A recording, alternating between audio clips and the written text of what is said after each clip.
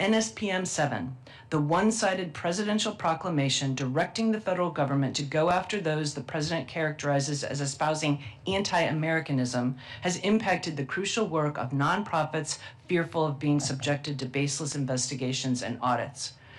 And there is state-sponsored physical violence as well.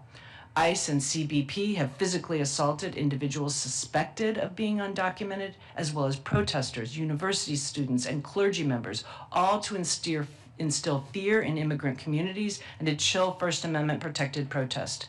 And the federalization and deployment of the National Guard into so-called blue cities attempts to normalize the militarization of the country. We cannot afford to ignore the false narratives that this administration seeks to rely on to suppress voting rights and public protest. Congress has used its authorities to combat disinformation and political violence, whether by private actors or government officials, and Americans must refuse to be silenced or chilled from civic participation. Thank you. Thank you so much for your testimony. Ms. Hemphill, you're recognized. Thank you. My name is Pam Hemphill. I'm a mother and a grandmother and a cancer survivor and a retired addiction counselor. I am also a convicted criminal for what I did on January the 6th, 2021. Thank you for having me back to the Capitol today. I am deeply grateful for this chance to try to make amends and talk about what happened 5 years ago. Once I got away from the mega cult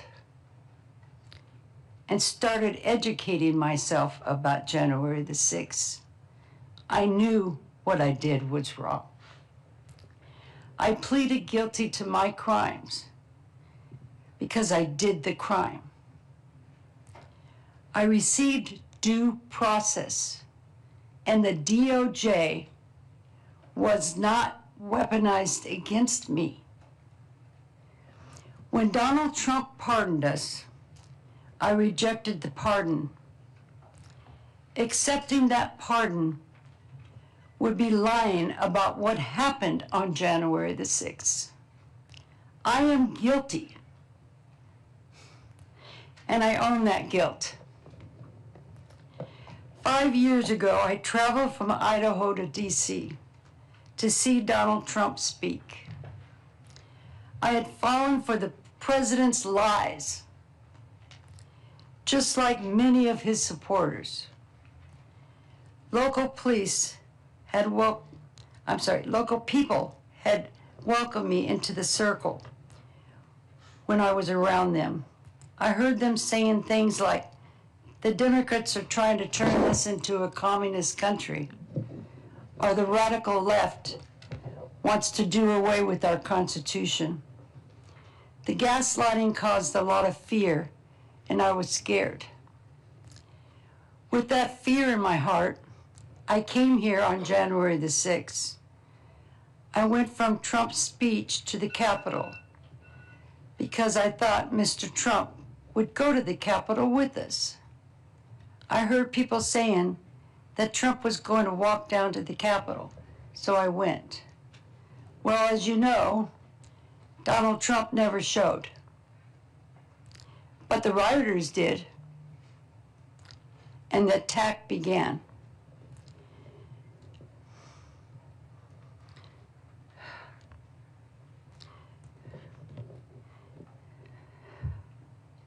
The police officers were the heroes.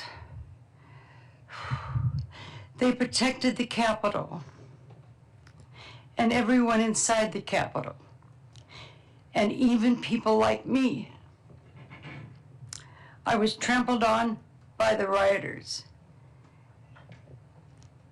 And if it weren't for the Capitol Police helping me that day, I might have died. To the Capitol Police officers sitting here, if I may address you for a minute. I am truly sorry from the bottom of my heart for being part of the mob that put you and so many officers in danger. I want the Capitol Police to know how truly grateful I am to them and how deeply sorry I am. I can't believe people are still disrespecting you and trying to lie about January the 6th. I will do everything I can to stop the lies about our brave officers like you who protected us during the attack. Thank you. Speaking about January the 6th has caused a great risk to my personal safety. I have been doxxed online, harassed, and physically assaulted. But I am here, and I don't care. I won't let it stop me. I can't sit here while Mr. Trump and others are lying. I also want others who feel like me to know that we must stop the lies being pushed by the Republican leaders and Trump himself. Thank you again for having me here. I am glad for the opportunity to speak to you and answer any of your questions. Thank you so much for your testimony. I'd like to thank our witnesses in total for their powerful testimony.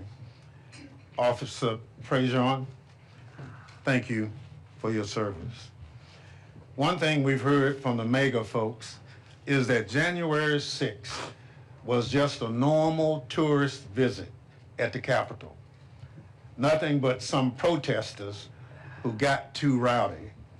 I'd like to begin my asking this panel, based on what you know of January 6th, from being there to prosecuting to studying it, do you agree with that statement? And what would you say to those who would downplay what happened that day 5 years ago? And Officer President, we'll start with you and we'll go down the line. Thank you. I would absolutely not agree. That statement that it was a normal tourist visit is completely false. I spent over 5 years at the Capitol dealing with many actual normal tourist day visits, and this was not one at all. It is offensive to me, and I'm sure to many of my fellow officers, to hear it so diminished when we make sacrifices day in and day out and over the years in service to Congress, and that includes working around the clock, missing holidays and family events, and to have it be so whitewashed and so diminished is incredibly offensive. And to those who say that, I wish they would actually listen to what we are saying here today and actually talk to officers like myself who experienced firsthand brutal violence that day. Thank you so much. Mr. Ballou? For those who question whether January 6th was a day of violence, they should just look at the tape. This was the most documented crime in American history, and it's obvious what happened there. In terms of what the experience was like for those who were there, in the course of being part of the teams that investigated and prosecuted rioters, we had the opportunity to talk to many U.S. Capitol Police and Metropolitan Police Department officers. If you talk to most officers, they're pretty stoic folks. The number of officers that we had that candidly broke down crying in our office, still processing the horror of that day, is something that's very hard to forget. And I think that pain is evidence alone of how violent that day was. Professor? Yes, the video shown this morning makes clear this was not a normal day of peaceful protest. I've never seen tourists break through windows and come in the second floor or scale the walls of the Capitol in my nearly 40 years in Washington, D.C. But I would also say this is dangerous because these lies about January 6th cause more conspiracy theories. The theory that it was a Fedsurrection, not an insurrection. In other words, that it was actually put on by federal government and had federal agents who were actually agitating the protests. The idea that the new charges against the person who allegedly planted the pipe bombs is a cover-up for some scheme that a Capitol police officer planted those pipe bombs. These are dangerous conspiracy theories that will continue to provoke political violence. And the theory that those who were pardoned are victims and who they are owed something, reparations, other types of rewards for their victimization, seeds even more of that. So no, Mr. Chairman, I disagree very much with the rhetoric. Thank you so much. Ms. Hemphill? Thank you for the question. You can't gaslight me. I was there. I saw what you did. I saw the officers being pepper sprayed. When I was on the steps, I watched one of them fall down and hit his head and his back. So don't be telling me it wasn't violent. Don't come to me with that ever again. I watched you. I was on the east side, but I saw what you did. Thank you so much. I now recognize other members for questioning as we identified. Mr. Swalwell, you recognize. Thank you. Since the Civil War, the three most important days in American history are December 7, 1941, September 11, and January 6. And we don't need the years for the last two because we know what happened. They aren't dates on the calendar, they're scar tissue. And as you just said, Ms. Hemphill, we saw them unfold live and in terrifying detail with our own eyes. But 5 years later, Donald Trump has pardoned the insurrectionists. The steps have been cleaned, the broken glass has been repaired, and because the 22nd Amendment says he can't run again, maybe we exhale. If this country had one word that defined its march higher, it wouldn't be liberty or justice, it would be next. Because we have a tendency to just move on so quickly from the tragedies that define us. We have a tendency to not look back, but I can't do that. I'm the son of a cop, the brother of cops, a former prosecutor who stood up in a courtroom defending the idea of the people. But you don't need a badge on your chest to know that January 6th was a moral crater. You don't need a law degree on your wall to know that in a country like ours, we don't tolerate violence. You don't choose the criminal over the constable. What Trump is attempting to do is to gaslight a nation on an industrial scale. It's the same playbook the fringe theorists used after September 11. They told us there were no planes. They told us it was holograms, missiles, a controlled demolition. We didn't buy that nonsense then, and we cannot whitewash history now. Ms. McCord, I was hoping you'd engage in a hypothetical with me and put aside the politics. Picture George Bush. Remember him standing on the pile of twisted steel at Ground Zero, his arm around a retired firefighter, holding that bullhorn. He bucked us up. He gave us a spine when ours was fractured. Now, imagine if he had been the one to incite the attacks. Imagine if he had held a rally in Battery Park 10 minutes before impact. Imagine if he had pointed at the towers and told a seething, armed crowd to fight like hell, to stop the steal, and make them do the right thing. Could January 6th have happened if Donald Trump had not called to assemble the mob?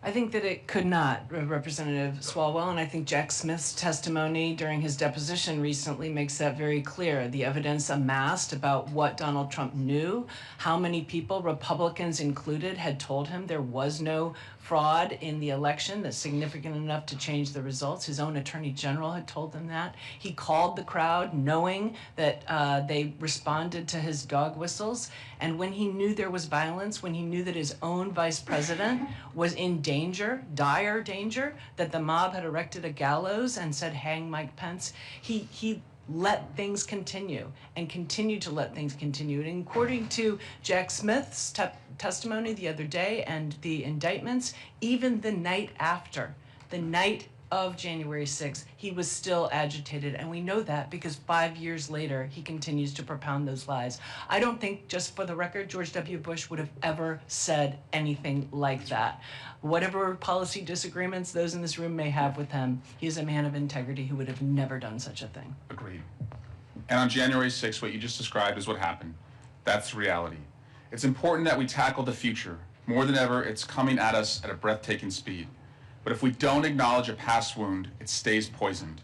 If we don't right these wrongs, we don't just get a repeat of January 6th, we get January 7th and 8th. And the country we are barely holding on to now will slip forever through our fingers. It doesn't matter who you voted for. Our job, our civic sacrament is to reject the comforting lie, even when it comes from our friends, as Pamela Hemphill has told us. So we remember, we don't look away. We treat the day with the same reverence, the same sorrow, and the same resolve as the day the towers fell. Because the moment we forget is the moment we, as a country, also fall. And I yield back. Thank you, gentlemen. Time has expired. We now recognize for 3 minutes the gentleman from Maryland, Mr. Raskin. Thank you, Mr. Chairman. Ms. Hemphill, thank you so much for joining us today. Pardons are supposed to be reserved for people who are contrite, who are repentant, who have paid their debt to society and are reformed and are no longer dangerous to society. On those standards, you may be the only one of the J6 insurrectionists who actually deserves a pardon, and yet they all got pardons and accepted them. You were granted a pardon as part of the en masse action, but you decided not to take it. Can you just elaborate a little bit further why you decided not to take the removal of the criminal record? Thank you for the question. I do not deserve a pardon for what I did on January the 6th. I deserve to finish my sentence. I broke the law. To me, taking a pardon would be a slap in the Capitol Police's face. It was wrong that day. And you don't take a pardon for when you broke the law. No, ever. I'm sorry, I just get so angry. Well, I was not aware, we've spoken before on the phone, but I was not aware that you had suffered harassment and that people were attacking you in the wake of your announcement. I wonder if you would just say a further word about that. Attacking me on January the 6th or recently? No, I mean, in the wake of not accepting the pardon, that there was a backlash against you, that you were... Oh, yeah. They find out you support me, they come after you. It's that bad. I don't care. I'm going to keep speaking out. Yeah. Well, thank you. And Ms. McCord, but would you describe how the methodology and the history of these pardons differs from the history of pardons generally? How much time do we have?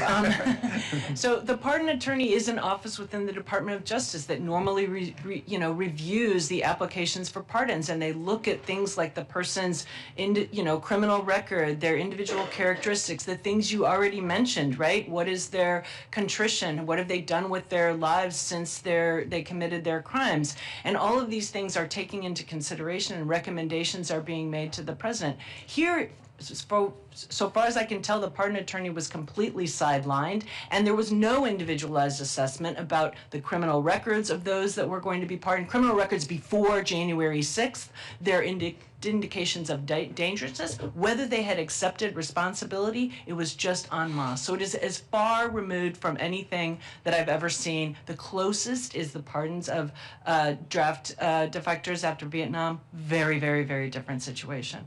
Thank you. I yield back, Mr. Chairman. Thank you very much. Gentleman yields back. Chair recognizes the young lady from Washington for 3 minutes, Ms. Jayapal. Thank you, Mr. Chairman, and thank you, Leader Jeffries, for holding this very important hearing. Mr. Pangione, I want to just start by saying thank you so much from all of us who were here, we deeply appreciate your bravery, your sacrifice, and that of all the law enforcement officers who protected us and protected the Capitol that day. Ms. Hemphill, I want to thank you for your very honest and moving testimony, and I hope that it inspires others across the country to do and say what you have said. I think it's incredibly important. And I want to focus my few minutes on the toll on our democracy with Mr. Ballou and Ms. McCord. When I questioned Jack Smith recently, Special Counsel Jack Smith recently, about the toll on our democracy if we do not hold those who try to steal an election accountable, he described it as catastrophic. Mr. Ballou, can you talk about the effects of these pardons, not only on January 6th defendants' actions going forward, but on Trump supporters more generally? Yeah, I think that there are two concerns here with the January 6th pardons specifically. You know, with the mass pardons of January 6th rioters, particularly the violent ones, I think the clear message here, probably the intent and certainly the effect of the pardons, was to empower a group of people who were loyal to the president, willing to enact violence in his name, but quite literally beyond the reach of the law. Immediately after the pardons came out, you know, a number of rioters made statements saying that they were going to get retribution or revenge. Some said that they were going to immediately buy guns. It's clear what the effect of being told that the law doesn't apply to them is having on these rioters. But I also think that the January 6th pardons fit into a broader narrative of what's going on with this administration, that if people are sufficiently loyal and willing to support the president, either in words or financially, they will be put beyond the reach of the law. You know, you look at the extraordinary donations, for instance, to the Trump Inaugural Committee, people giving $1 million to have their SEC or CFPB investigations dropped or their criminal prosecutions dropped. I think it means that, quite literally, for a certain group of people right now in America, the law does not apply to them. Ms. McCord, I want to ask you what this does for public safety. I'm deeply concerned that the total lack of accountability here puts our country at risk of another January 6th or something much, much worse. Do you believe that we can deter future insurrections like what happened 5 years ago when the president has pardoned all of these people?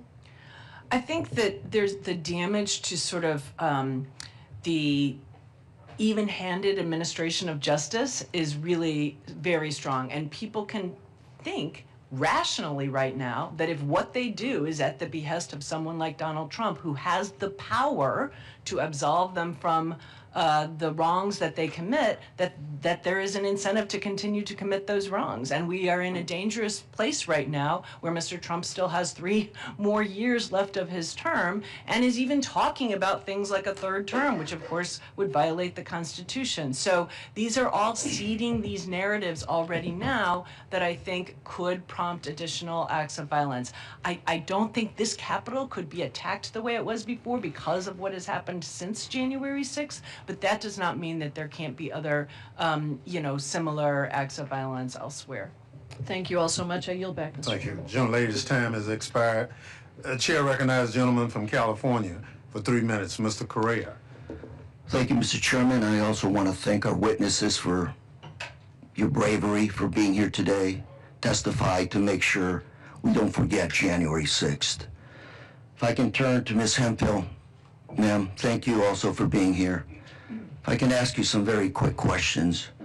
Do you believe in God? Thank you for the question. Absolutely. Are you a God-fearing person? Yes. Why did you come to Washington on January 6th? I believe that the election had been stolen. So you believe the lies that the 2020 election had been stolen? Absolutely. Were you involved in politics before that? No. So you're not a person involved in this process? No, sir. You pled guilty to a crime committed on January 6th. Why did you plead guilty? Because I was guilty. You I'm not guilty. You came to fight to stop steal, and you pled guilty. Did you realize that the 2020 election was not stolen? At the time, I pleaded guilty. Did you serve time in jail? Yeah, 60 days in prison. And you refused Donald Trump's pardon. Why? Because it was a lie. January 6th was an insurrection. I broke the law. Police officers were being assaulted that day, were getting beat up. I know, I was there. I watched. I felt it. Yet these police officers also came to your rescue? Yeah, the crowd had knocked me down in front of another officer and stepped on my head, pulled my shoulder, cut my knee, and broke my glasses. I was not breathing. If it hadn't been for the Capitol police officers, I would have died. So these same police officers that were assaulted also saved your life, despite you being one of the rioters. They saved those inside the Capitol and even rioters like myself. What would you say to people watching this today about what's going on in the country? What would you say to them today about whitewashing, about forgetting what happened January 6th? It's wrong. I point the finger, everything, to Trump. So it really happened. This was an assault on our democracy, on our Capitol. Absolutely orchestrated by Trump. Thank you, Mr. Chair. Thank you very yield. much. Gentleman's time has expired. We now recognize the gentleman from Tennessee, Mr. Cohen, for 3 minutes. Thank you, Mr. Chair, and thank you for your heading up this panel, which Speaker Emeritus Pelosi appointed, which needed to be done, and it was important, and this day is important too, because we should never forget this day. This, like Pearl Harbor, is a day that will live in infamy, an attack on our country by a man who had been president and who was again president. Mr. Blue, as I understand it, you resigned from your position with the Justice Department. How many years had you worked at Justice? 6 years. And why did you resign? Well, it became clear what the president was going to do to the Department of Justice, and then it was a question about whether you could be most effective at resisting sort of the illegal actions, or at least unjustified actions, that the president seemed to be pursuing, whether you could do so most effectively inside or outside of government. It became clear to me that given that this administration was so willing to fire people that opposed it, that there was very little point, as I saw it, to staying in government, and instead I would be most effective outside. Many of the people in Justice Department who engaged in the prosecutions were fired or dismissed. What damage has that done to the Department of Justice? It's extraordinary in two ways. The first is just on the level of expertise, that there were senior level prosecutors, ones who were running the Capitol Siege section, the team that prosecuted rioters, who were demoted to entry level jobs, borderline clerical jobs. You simply lost the muscle memory of experienced prosecutors in the office because of those demotions and firings.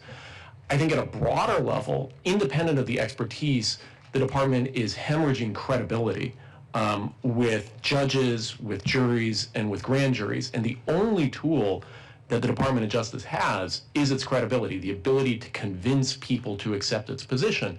And it is rapidly losing that power.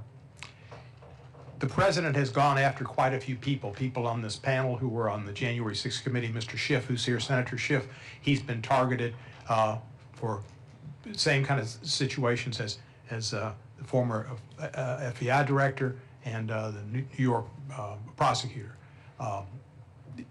Grand juries refused to indict a couple of people there. How, I know that this expression, the ham sandwich, how rare is it that a grand jury stands up to the government and says, no, we will not indict? You know, and these are approximate statistics, but I think for the most recent year that data was available, it was something on the order of 6 no bills out of 130,000 attempted indictments. So, you know, at the DC U.S. Attorney's Office, where this has happened, I think at least a half dozen times, you're talking about, 6 to 130th to the 6th power, so extremely rare. Well, it's good that the citizenry that serve on the grand juries have got more understanding and more backbone than most of our Republican colleagues, unfortunately. We must never forget this day, and I won't. I was in the gallery.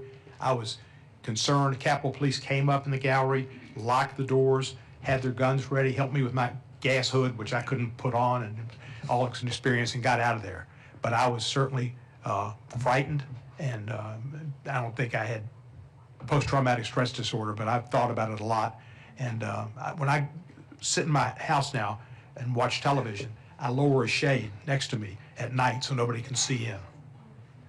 Thank you, officer. Thank you. Gentleman's time has expired. Thank you so much. Chair now recognizes a gentle lady from North Carolina, Ms. Ross.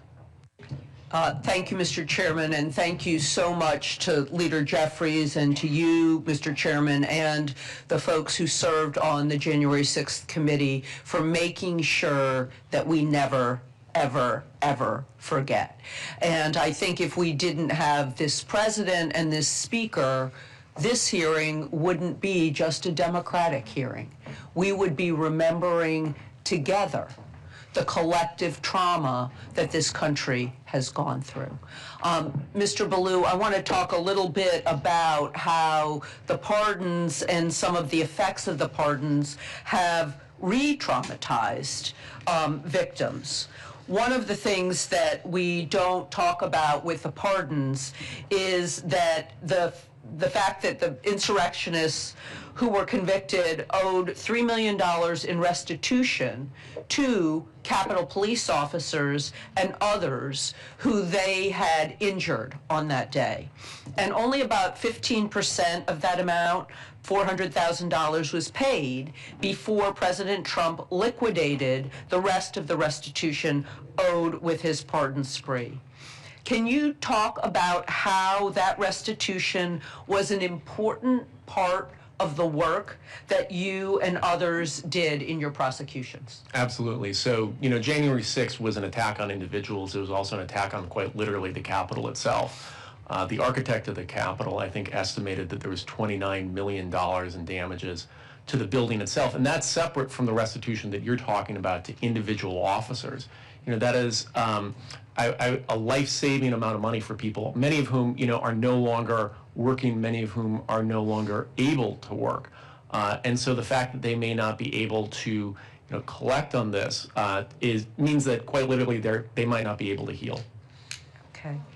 And what does it say that the president instead now wants to provide some kind of restitution to the insurrectionists who caused this pain, these injuries, and has left people uncompensated?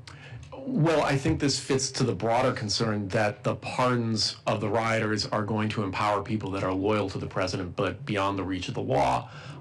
If they are given money, which it seems like the president is trying to do, you know, the Proud Boys are seeking $150 million in damages. The Department of Justice is currently opposing that, but we don't know how that's going to play out. We're going to have a situation very similar to what we've seen in other countries, where you have essentially militias or paramilitary forces that are loyal to an administration but unaccountable to anyone or any institution. And paid with our tax dollars. Precisely. And I only have 5 seconds left, but I'd really like our officer to speak to this issue too. Do you know people who haven't been compensated? I don't know of any officers who have received any kind of compensation outside of their normal salary for what they sacrificed on January 6th. Okay. Thank you, and I yield back. Thank you very much. Gentlelady yields back. Chair recognizes the gentlelady from California, Ms. Kamala Dove, for 3 minutes.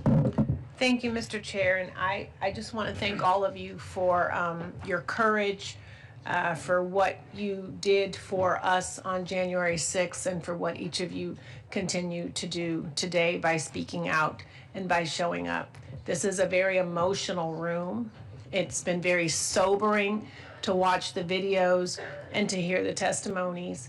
I watched it on television and didn't think I was watching something happening in the United States, and wondered if every single person inside the Capitol was going to die.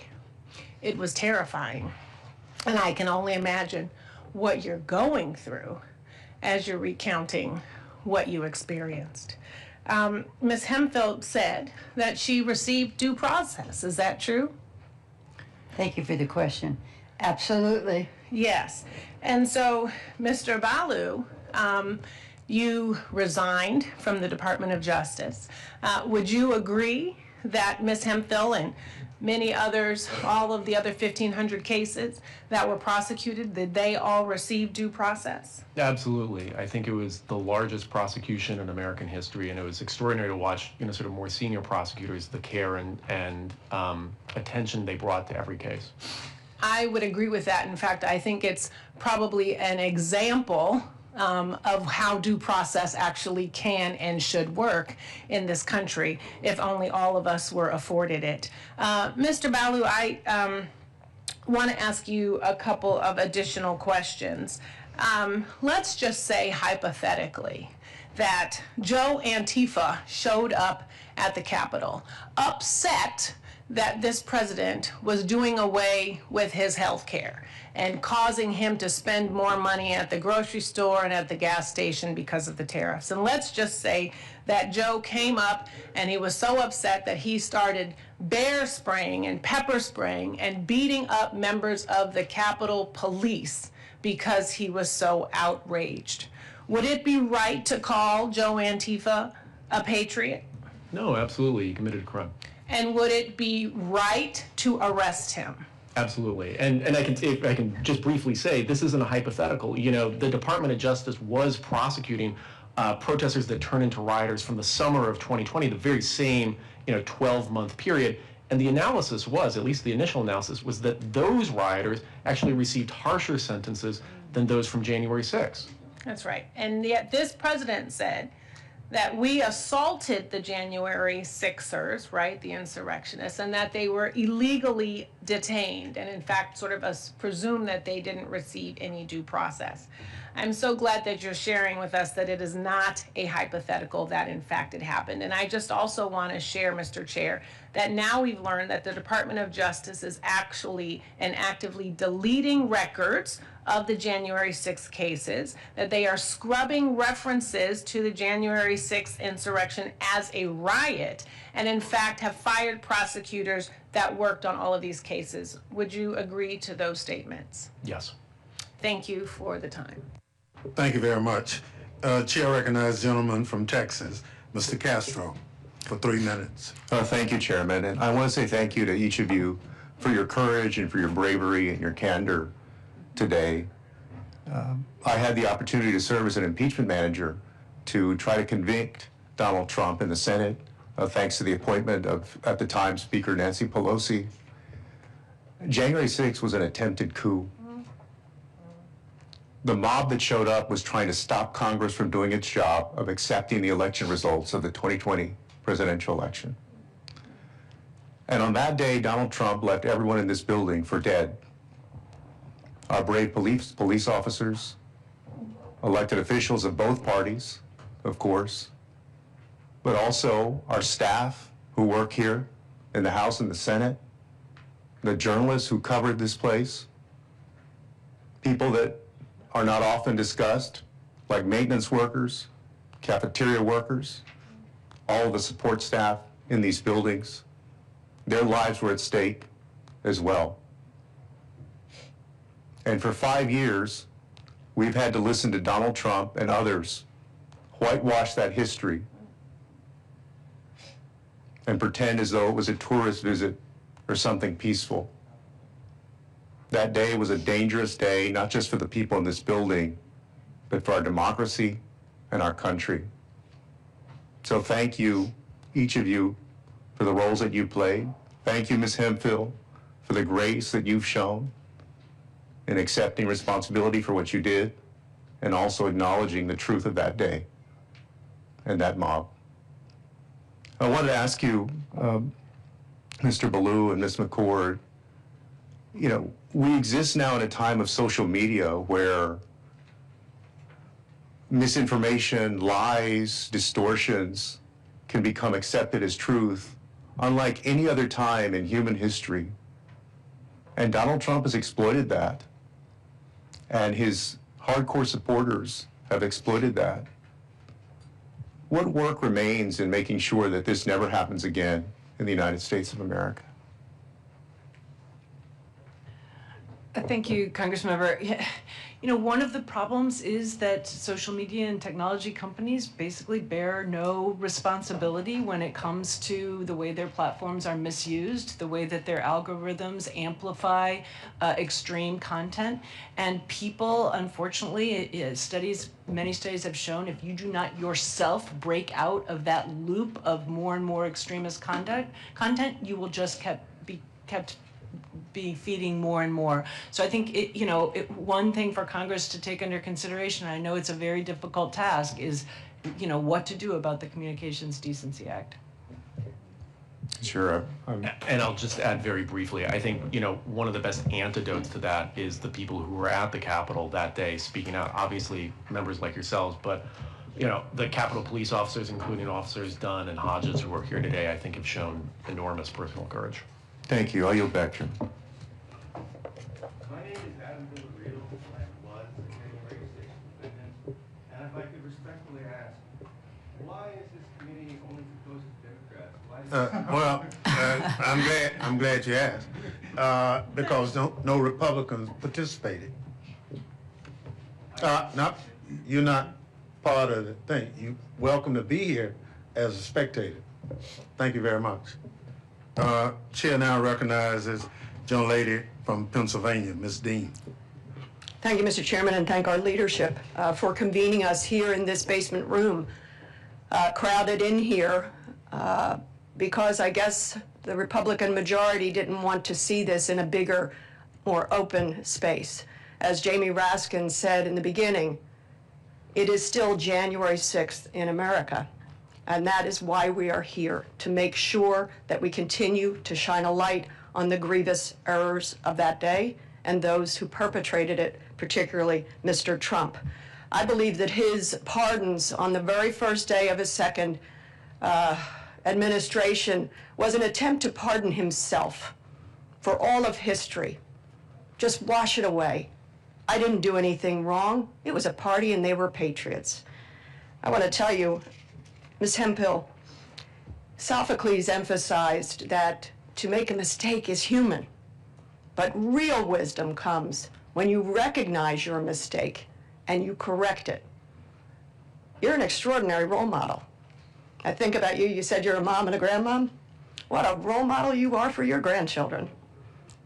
To give them that sense of, I am human, I made a mistake, and I'm going to correct it publicly. That's hard to do privately in your own home. I know it. I'm human. I have a hard time admitting mistakes sometimes. I just want to tell you, your humility, your courage, I pray that it is contagious. May it take over this country, and I thank you for it. Ms. McCord, thank you for your clarity, your guidance. Keep speaking, keep guiding us, and together, we're going to make a difference. Officer Pynchon, thank you so much for your work. How difficult was it for you to leave the service? It was very difficult because I loved my job. I loved being an officer, and I'm so thankful for my years that I had here. I didn't leave only because of January 6th, but it did certainly play a factor. And I think quite possibly had January 6th not happened, I would still be an officer here today. And I thank you and all the officers. We have seen the faces of so many of you, but every single officer needs to be recognized and thanked, whether they were on duty, off duty. I know so many of you, and you're great people. And finally, I too was here on January the 6th up in the gallery, and Mr. Ballou, I totally share with you the idea that symbols matter. I've actually met with the architect of the Capitol twice and asked that an installation be preserved for all of history. I recognize that's not going to be installed anytime soon under this administration or under this Speaker of the House, who won't even put up a plaque. But I really call upon this House, the Capitol, the architect of the Capitol, and I actually wrote a letter and asked, what artifacts did you preserve? The broken glass, the shards, everything that you preserved. I never got an answer to that letter, but I call again. So what do you think about that notion that we need to preserve this history? It's absolutely the only way that this isn't going to happen again. I thank you. Thank you very much. Chair now recognizes our last person, Miss Ballant from Vermont. Thank you so much, Mr. Chair, and thank you to the witness for being here today. I'd like to most wholeheartedly thank Ms. Hemphill for your courage in speaking out. By being here today, you are showing more bravery than so many of our colleagues on the other side of the aisle that still refuse to admit what happened on January 6th. And I'm grateful that you're here. You talked in your opening statement about what you witnessed that day, about the violence. You said, nobody's gonna gaslight me, I was there, I saw what happened. You talked about how you yourself were injured. And I just want to have you say it again. Who helped you when you were injured? Who helped you when you were feeling despair, Ms. Hemphill? Thank you for the question. Yeah. The Capitol Police. Wow. They grabbed my arm and they were all yelling to tell people to get off of me. And then another one came over and I was not breathing. Yeah. They pulled me up and they put me up on the steps, and another female officer came over and she was helping me, and I couldn't talk to her and I couldn't get up because I couldn't breathe. But she was so kind and so loving. And I thought, here, I'm one of the rioters. Yeah. So that's why I can't thank them enough for what they did for me that day. So despite your actions, they were still there for you. Yes. It's extraordinary, isn't it? It's amazing. They are amazing. Yeah, they are. They are. And we're grateful for them every single day when we walk into this building. Absolutely, and they deserve more than They what- do. They deserve so much more than what they have been given by their government. Yeah. And I want to touch for a moment on the fact that you, by being here and by speaking out and by denying the pardon, you are showing everyday courage. And I keep coming back, and I just wrote it down again for myself. Mark Twain said, courage is resistance to fear. It's not mastery of fear. It's not absence of fear. And so you talked about your own fear, right? And coming forward, and that you've been doxxed and you've been harassed and you've been threatened. And yet you still stand so solidly in your conviction that what you did was wrong and that you want to speak out. You want to use this moment to right the wrong and to rewrite history. Can you just talk for a moment about how you found that courage? Because I want other people to find that courage. I find that courage through a God that of my own understanding, because sometimes I don't have it. So I ask him to give me that courage, and he does. Yeah. He stands with me, in front of me, and beside me. But this was about the Capitol Police officers. There's something in me that I can't allow them to not be recognized and to be lied about for what they did for us on that day. How dare you? The Capitol Police and those that lost their life as a result bothers me to this day deeply. And until I can see that plaque get up there, I'm not done.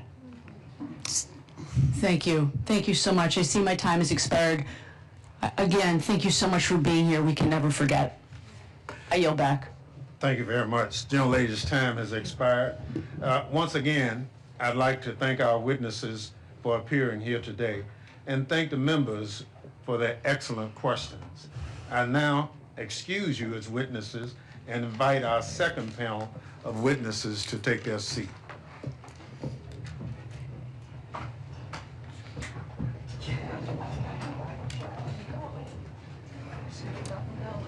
And then so, are we rotating out or other people taking ours? I think other people are gonna come in.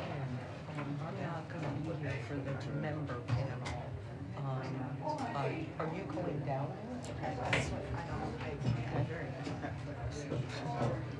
I don't know. I'm gonna leave because I'm doing a whole bunch of press. Yeah. So, okay. So I'm not gonna be here for the next.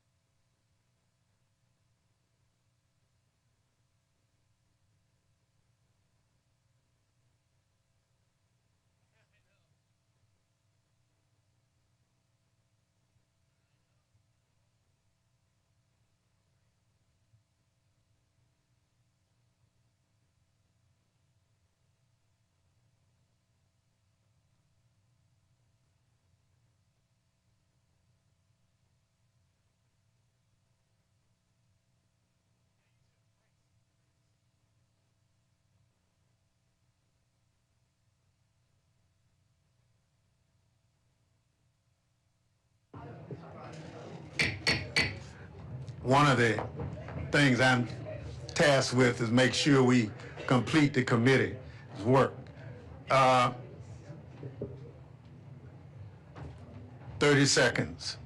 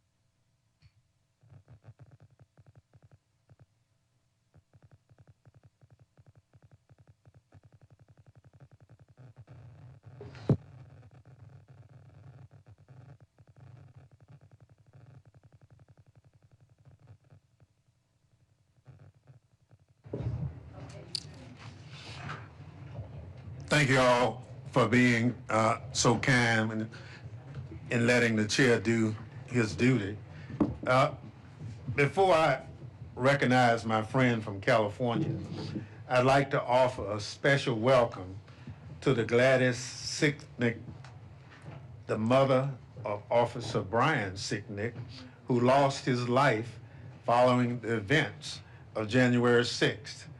We are also joined by Officer Sicknick's brother, Ken. In addition to that, we are also joined by Irwin Smith, the widow of Officer Jeffrey Smith, who lost his life on January 6th as well. And I'd like to thank you for being here and continuing to honor their memory. I now recognize the gentleman.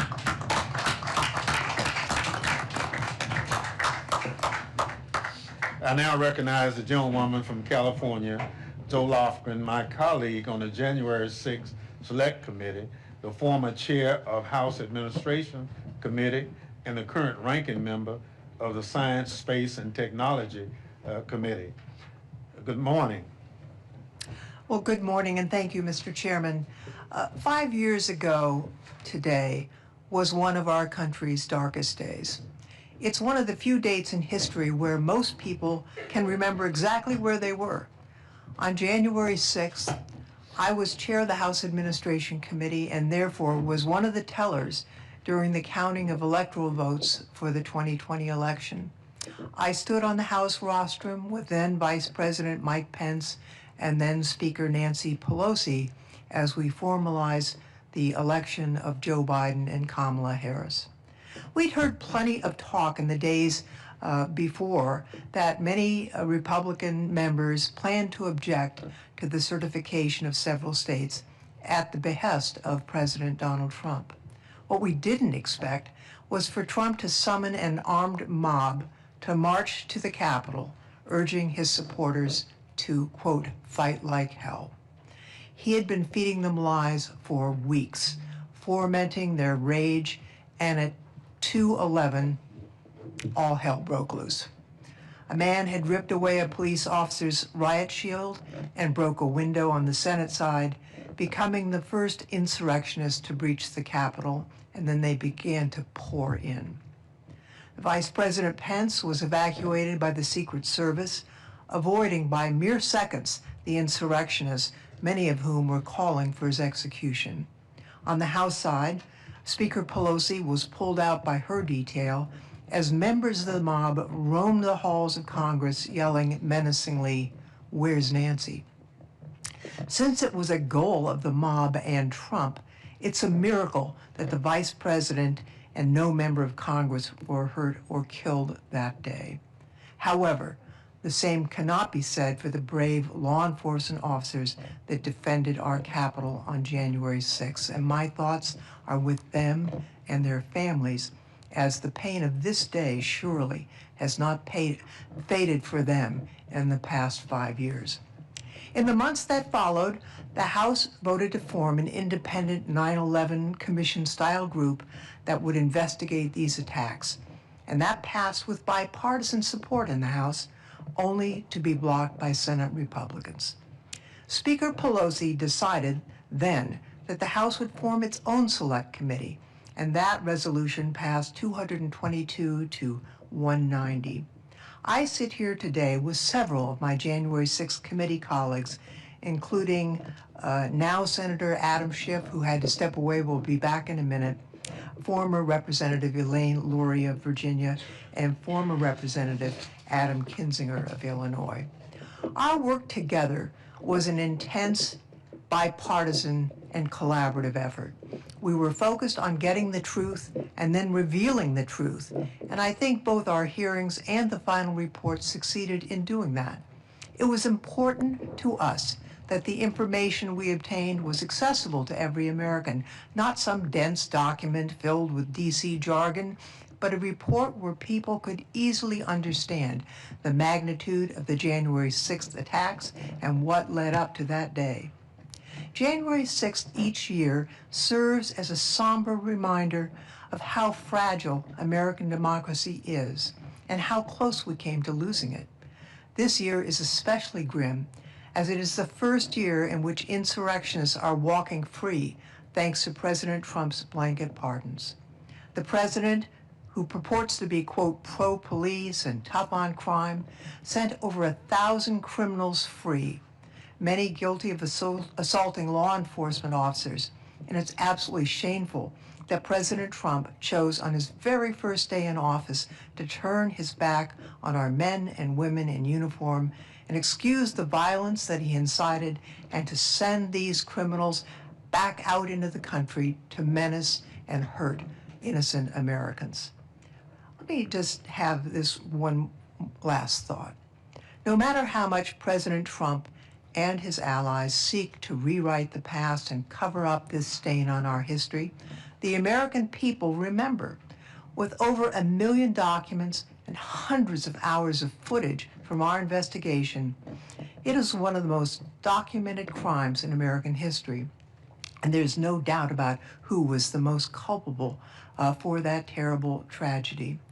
January 6th was about Trump illegally attempting to seize power, and as president, he continues to aggressively exercise power to the detriment of the American people. For example, his use of tariffs, which is hurting the pocketbooks of Americans all across the country. I think it's important that we see January 6th for what it is, an illegal effort to overturn the Constitution so Trump could have unlimited power. I'd now like to introduce the panel of my fellow January 6th committee colleagues. The Honorable Elaine Luria represented the southeastern Virginia in the House. Before she was a member of Congress, she served as a surface warfare officer in the Navy. She retired as the rank of commander. She is served with such distinction here in the Armed Services Committee and showed her patriotism not only as an officer in the Navy, but as a member of Congress and a member of our January 6th committee. I'm also happy to introduce former Representative Adam Kinzinger. He served in the Air Force as a pilot for 2 decades. He earned 6 Air Force medals before retiring at the rank of lieutenant colonel, and he showed his patriotism in this House by putting country over party and worked very hard as a member of the January 6th committee, and it's wonderful to see him again. And I'll introduce Adam Schiff, who I understand will be back in just a few minutes. Adam served in the House for many, many years. He served as the chair of the Intelligence Committee during the January 6th events, and he was respected so much for that service that he was elected California's junior senator and serves with distinction representing my constituents in the United States Senate. So with that, Mr. Chairman, I yield back. Thank you, Ms. Lofgren. I'll now recognize our witnesses for 5 minutes to provide summaries of their testimony. Their full written remarks will be submitted for the record. Representative Luria, you're recognized. Thank you to Leader Jeffries, Representative Thompson, and my former colleagues from the Select Committee. I'm grateful to be back in the Capitol. But unfortunately, what brings us together today is the somber remembrance that 5 years ago, the Capitol and our democratic process were under attack by a mob summoned by President Donald Trump. As a retired naval officer who served 2 decades in uniform, I first took the oath to support and defend the Constitution against all enemies, foreign and domestic, at the age of 17 when I entered the United States Naval Academy as a midshipman. And then again as a member of Congress, as we all do. My service has been to this country and to the Constitution. My focus this morning will be what the Select Committee exposed about Donald Trump's failure to uphold his oath, which states to the best of his ability to preserve, protect, and defend the Constitution of the United States, and his dereliction of duty as Commander-in-Chief, and furthermore, how this has persisted during his 2nd term in office. President Trump's failure to act to end the violence that day, his rewriting and whitewashing of history, and his mass pardons of January 6 rioters, literally transforming hundreds of convicted and violent criminals into political martyrs and folk heroes, has served to undercut the rule of law and in turn weakened our democratic institutions. Veterans of our armed services know firsthand the leadership that is required in a time of crisis, urgent and decisive action that puts the country first. But on January 6th, when lives and our democracy hung in the balance, President Trump, as Commander-in-Chief, refused to act because of his selfish desire to stay in power. Think about what we saw on January 6th. Undeniable violence at the Capitol, the Vice President being evacuated to safety by the Secret Service, senators running through the hallways to escape the mob, law enforcement valiantly defending the Capitol against brutal attack. As Commander-in-Chief, President Trump was oath and duty bound to protect the Capitol. But for over 3 hours, as Adam and I in our hearing described in detail, for 187 minutes, he disregarded the advice and pleas from his closest staff and his own family members to take action, to simply speak the words necessary to stop the violence and send the rioters home. And furthermore, when he spoke, he addressed those who instigated the violence with words of solidarity. He said, "I know your pain. I know you're hurt." He doubled down on the stolen election claims and then finally said, "I know how you feel, but go home and go in peace." President Trump also bears responsibility for the extreme delay in the DC National Guard arriving at the Capitol until after the violence had largely subsided. The DC National Guard is unique. It answers directly to the president. Senior Guard leaders have since testified that President Trump could have expedited the Guard's deployment with a single phone call. Instead, the Guard waited for hours, despite being positioned merely blocks away at the DC Armory. Rather than act, President Trump watched the chaos unfold on television from his private West Wing dining room. He made no call to deploy the Guard. Instead, he watched the attacks on Vice President Pence and justified the mob's "Hang Mike Pence" chants as common sense. The Guard arrived 3 hours and 19 minutes after being requested, well after the worst of the violence had already occurred. We'll never know how many law enforcement officers might have been spared their brutal injuries, or how many lives might have been saved had the Commander-in-Chief done his duty in the moment when it mattered the most. What we do know is that it was an outrageous dereliction of duty and a profound violation of President Trump's oath of office. President Trump has re-scripted the norms of government service to require personal loyalty over loyalty to the Constitution. Our military leadership has resisted this and has held firm despite ever-increasing pressure.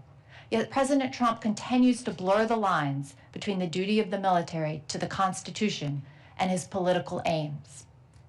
Days after losing the 2020 presidential election, President Trump fired Secretary of Defense Mark Esper for this very reason, insufficient personal loyalty. This was an extraordinary action by a lame duck president during a presidential transition that alarmed national security professionals on both sides of the aisle. Secretary Esper had resisted Trump's efforts to use the active duty military forces for domestic political purposes. He imposed invoking the Election Act to deploy troops to American streets during protests. He counseled against Trump's suggestions that troops should just shoot protesters. Since resuming office, President Trump has again politicized the armed forces, opening a baseless investigation into the former chairman of the Joint Chiefs of Staff, Mark Milley. He and his administration purged senior military leadership and fired the service branch's top lawyers, simply deeming them roadblocks. He threatened to recall a sitting U.S. senator to active duty to be tried for claims of sedition under the Uniform Code of Military Justice. This is an extraordinary step to weaponize DOD against a member of the legislative branch. He has described fellow Americans as the enemy within, suggested the military straighten out American cities, and even proposed using American communities as military training grounds. These statements coincided with troop deployments to American cities over the objections of state and local leaders, and with a systematic effort to muzzle the Pentagon reporting by restricting press access to the Pentagon unless pre-approved by the administration. As someone who served in military and in uniform for 2 decades, I find this vision for our military deeply un-American. President Trump did not only attack this building and our democracy, he attacked the fundamental idea that the military serves the Constitution, not a man, not a party, and not a political agenda. This trend has only accelerated since his explicit display of dereliction of duty on January 6th, and should stand as a warning to all Americans that living in a free democracy is not self-executing. It depends on leaders and citizens choosing to uphold our values. We owe it to the law enforcement officers who defended the Capitol, those serving in uniform today, and the generations to come to lead that fight. And this is one that I will never abandon. Thank you. Thank you so much. Chair now recognizes Representative Kingsinger. You're recognized. Well, thank you, Chairman Leader Jeffries. Thanks for having me. It's way different on this side, guys, let me tell you. I want to just briefly talk about the whole idea of this plaque. It's shocking to me, by the way, that that has not been put up. Now, I am convinced that it will be put up at least by next January, and I'll humbly suggest maybe you can double the size of it by then. 5 years ago today, the president decided that America's legacy of transfer of power was beneath him. It was beneath him. And we all know what he did. He sent the mob to the Capitol and tried to rob the American people of their votes. He aimed to destroy America's self-determination and replace it with his own corrupt will. We've all seen the videos. We even saw them today. You know how vicious it was. No rational person can look at that violence that occurred on January 6th and think that it is not wrong. But even more concerning is that threats to our democracy have continued beyond what we've witnessed 5 years ago. And it's continued to today. The persisting threat to our nation lies in how Donald Trump and his allies have manufactured an alternate reality of conspiracies to support their violent siege of our democracy. It's simple. They want to rewrite history. By the way, we won't let them. These conspiracies started even before January 6th. The moment that Donald Trump realized that he could lose to Joe Biden, he began touting the big lie to undercut the public's trust in the election. And we all know that the thing that holds us together as Americans and the thing that allows us to self-govern is our belief that we can vote. If you're allowed to vote, the votes are counted and the winner wins. And when you violate that, you create real damage to the American people. When he began touting that big lie, he wanted us to believe that the election was stolen, that there was widespread voter fraud. This has been unequivocally disproven. It's been debunked by a series of independent agencies, Trump's own advisors, and more than 60 courts that did not rule in Trump's favor. And yet Donald Trump continues to spin. Trump even lied a few weeks ago when he told a little girl calling the White House on Christmas Eve that he had won Pennsylvania in 2020. He said he won Pennsylvania 3 times. It's a great thing to tell a kid that wants to know where Santa is. And his supporters follow suit, either knowingly pushing debunked conspiracy theories or still duped by the MAGA cult to spread ridiculous, widely disproven narratives whitewashing Trump's role and minimizing the attack. For example, his followers claim that Capitol Police opened the door to rioters, even though we have the footage of these officers being attacked and run down, with rioters literally stepping over injured officers to get inside. They claim that the January 6th attack was a sudden, unpredictable event. In reality, Trump sent rioters to the Capitol on January 6th, and we have the receipts showing that extremist right-wing groups planned the attacks for weeks beforehand. They also like to claim that the left-wing group Antifa, not Trump's supporters, secretly orchestrated all the violence on January 6th. But we know it was groups like the Proud Boys, Oath Keepers, that started the violence on the 6th. DOJ's and FBI's own investigation debunked that wild theory.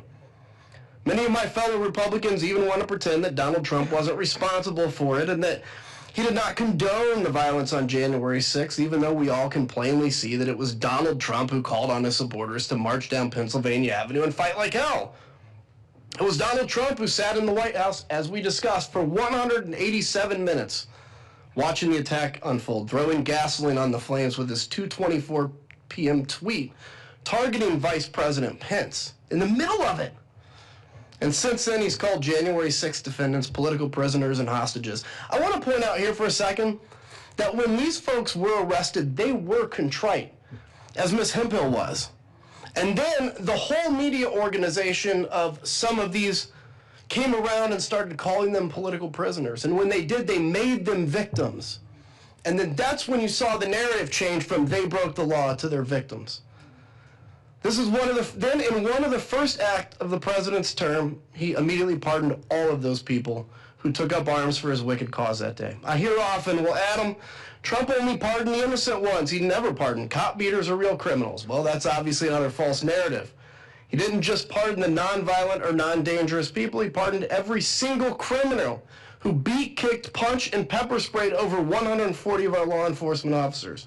He pardoned every single criminal who helped drag a screaming officer into a crowd and said to shoot him with his own gun. I get asked frequently, why are you still going on about January 6th? Can't you just let it go? If our country had achieved real accountability and deterrence, we could move on. But we have not. A fact made clear by Donald Trump still spinning his conspiracies and his base still continuing to promote them. Donald Trump knows that these lies and stories only strengthen his power over the American people. How can I allow this without sharing what I know to be true, that on January 6th he tried to overthrow his government and call myself a patriot? How can I let that happen and call myself a patriot? How can we ever ensure that our votes matter if we bow to the narrative of a president who incites an insurrection, denies doing it, and then pardons the insurrectionists? The rewriting of January 6th is un-American. That's why we're here on this important day, to safeguard our democracy and call out corruption without fear of Donald Trump's persecution, so that a day like this may never stay in our country again. I also get asked a lot, what did the January 6th committee accomplish? And I'll tell you, we may have another few years, we have to continue to battle this misinformation, but I guarantee you that my kid and my grandkid and his grandkid will know the truth of what happened on that day, because while the DOJ was not allowed to finish their investigation because the president knew exactly what they had and he made them drop it, because of that, the only living record was the January 6th committee, and I am proud of our work, and I yield back. Thank you so much for your testimony today. Very powerful. You both have served this country in various ways before, during and after your service. Representative Luria, you've had a distinguished career in the U.S. Navy. Representative Kinzinger, you've served in the U.S. Air Force and National Guard. Given that record of service, what would you tell those who are in nonpartisan professional roles in the U.S. government right now? Well, thank you, Mr. Chair. During my time in the military, I was never a very partisan person. And I think that, serving on a deployment, sailors operating nuclear reactors, for example, I didn't turn to them and say, are you a Democrat, are you a Republican? We're serving the country, we're serving the Constitution, we're carrying out a mission that's very important for the defense of our nation and preserving democracy. And I think for today, some people in uniform, it can be challenging to see the rhetoric that's surrounding this, to see the lies I cited in my remarks, the attacks on a sitting U.S. senator. It's chilling to say that someone who has simply said the words, only follow legal orders, is being persecuted, perhaps punished directly by DOD financially for saying those words. What about the sailor or soldier on the deck plates or in the field? What are they to do in this environment if they're given an illegal order? When someone with so many resources and such a powerful platform to speak and defend themselves is being attacked. So I find it very concerning, and along the themes of what I was trying to describe about how not only January 6th, but the follow-on to January 6th, and how that has perpetuated through the second Trump administration, has a very dangerous and chilling effect on our democracy and for our armed services. And very well said. I agree 100%. I'll add one thing, which is just generally, to anybody out there that's working in a career position, it's in the military, whatever, is don't give up hope. Listen, this is all going to get better in a year and in 3 years, okay? Those are like different increments of how much better it's going to get, I believe. And someday we're going to look back, and 4 years is going to seem like nothing. I mean, we always know in history it seems like nothing. but we lose this fight for our country if we get discouraged and we get exhausted. In chaos, like the people that we're up against, they love chaos. This actually energizes them. It's like a shot of 5-hour energy drink. For us, it exhausts us. And so our battle is to stay engaged through the exhaustion. And so that's what I would encourage. Thank you so much. Chair now recognizes for 3 minutes the gentlelady from California, Ms. Kamlaga Dove. Thank you, Mr. Chair, and I want to thank our witnesses for being here today. I have to say, Representative Kinzinger, I've been rereading some of your interviews and your article on Substack, and I have to tell you that I'm not reading Republican, I am not reading Democrat, I am reading American. And so I thank you for that and for fighting against the brain rot. So you were on the Select Committee and you shared your experiences post January 6th. Can you sort of share with us what made you make the decision to put democracy over power or personal power or party? Well, thank you. What made me do it is just simply my oath. I mean, what shocks me is that there were more people that didn't.